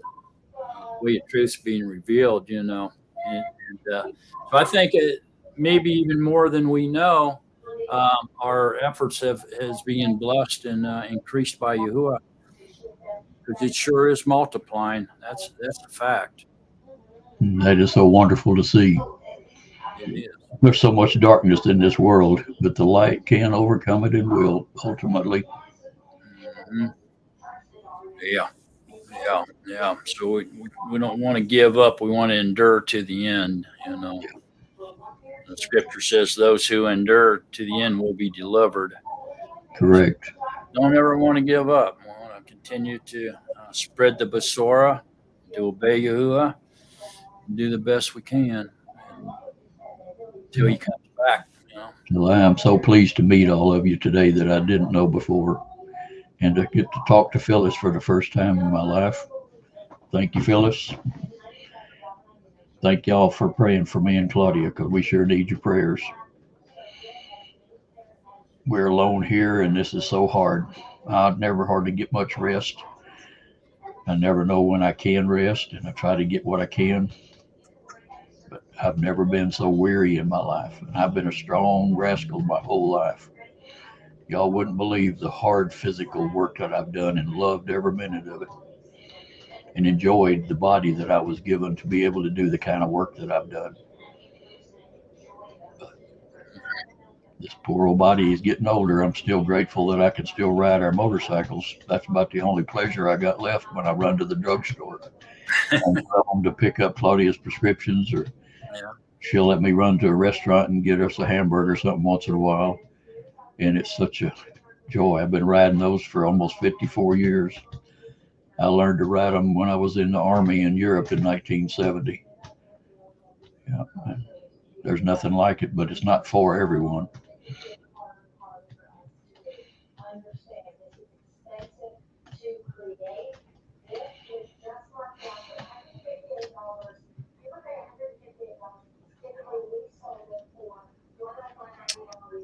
Well, y'all, I think we've been on 4 hours now. I think we're going to jump off. Raul, would you like to take us out with the priestly blessing, sir? And everybody, don't forget to pray for Mr. Chandler and his wife, and ask Yahusha to bring him some relief and some blessings. If you don't mind. Real quick, someone in the chat, the community chat, was wondering if FM doesn't have a way of getting help. Then it seems like if there was a way you could get help, you've probably already looked for that, haven't you? I have, sweetheart. I've looked at every avenue, and all the places that supply so-called home care require a minimum of $90 in 3 hours. And Claudia and I don't trust. Well, that's a lot of money for us since we're on fixed income now, since we retired, and our 401k has been very badly hurt with what's going on. And we are having to be much more frugal with our funds. But we don't trust these people to come in and sit here for 3 hours and do much of anything, and me go try to relax and rest while they're here, and that they'll take care of Claudia, and that they won't come in here and scope out what we have and where it's at in our house to send burglars to bust into our house in the middle of the night to take what we have and hurt us. And from what I've seen of the people who they claim to understand ostomy care, but don't. I don't want anybody to come in here. I just don't trust them. We would not get our money's worth, and Claudia would not get the care that she deserves while I'm not there. It's sad to say, but we don't trust our medical world anymore. I don't go see doctors anymore. I don't take any of the meds anymore that I was on from the heart attack I had in 2012. I've weaned myself off of every medication. I've taken vitamin supplements like Immuno 150 and Balance of Nature food and other supplements to try to take care of my health. I just ask you every day for the strength and the health to continue taking care of Claudia till she's on her feet and don't need such constant care. Sounds like that's what we all need to do.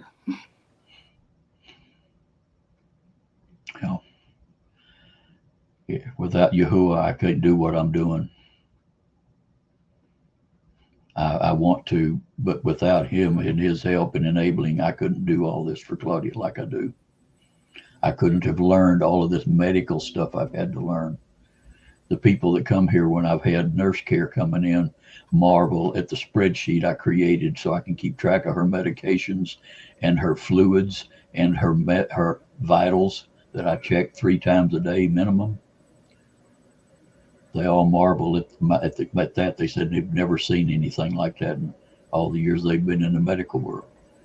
But I give Yahuwah credit for that, for me learning those skills while I was in engineering for years in my work. I knew I couldn't keep track of this without some kind of way to do it. I couldn't do it in my head. I've got her down from 18 medications to 7 in 2 years, trying to get her off of medications. Anyway, thank y'all for listening to me. Thank you for your prayers. It's nice to meet all of you. I'm grateful. Nice to meet you too. Thank you for coming on. Okay, yeah. We're on here every week. You know, twice a week, so I'll try to come in whenever I can.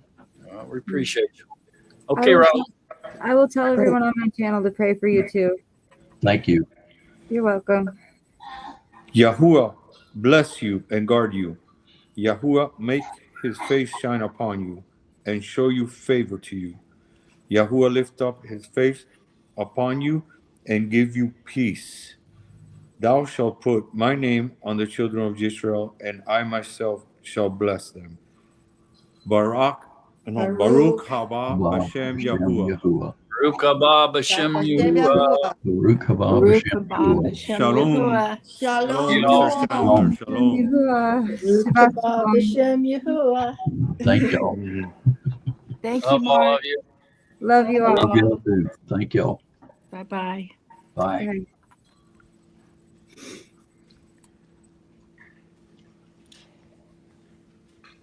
Pobrecito.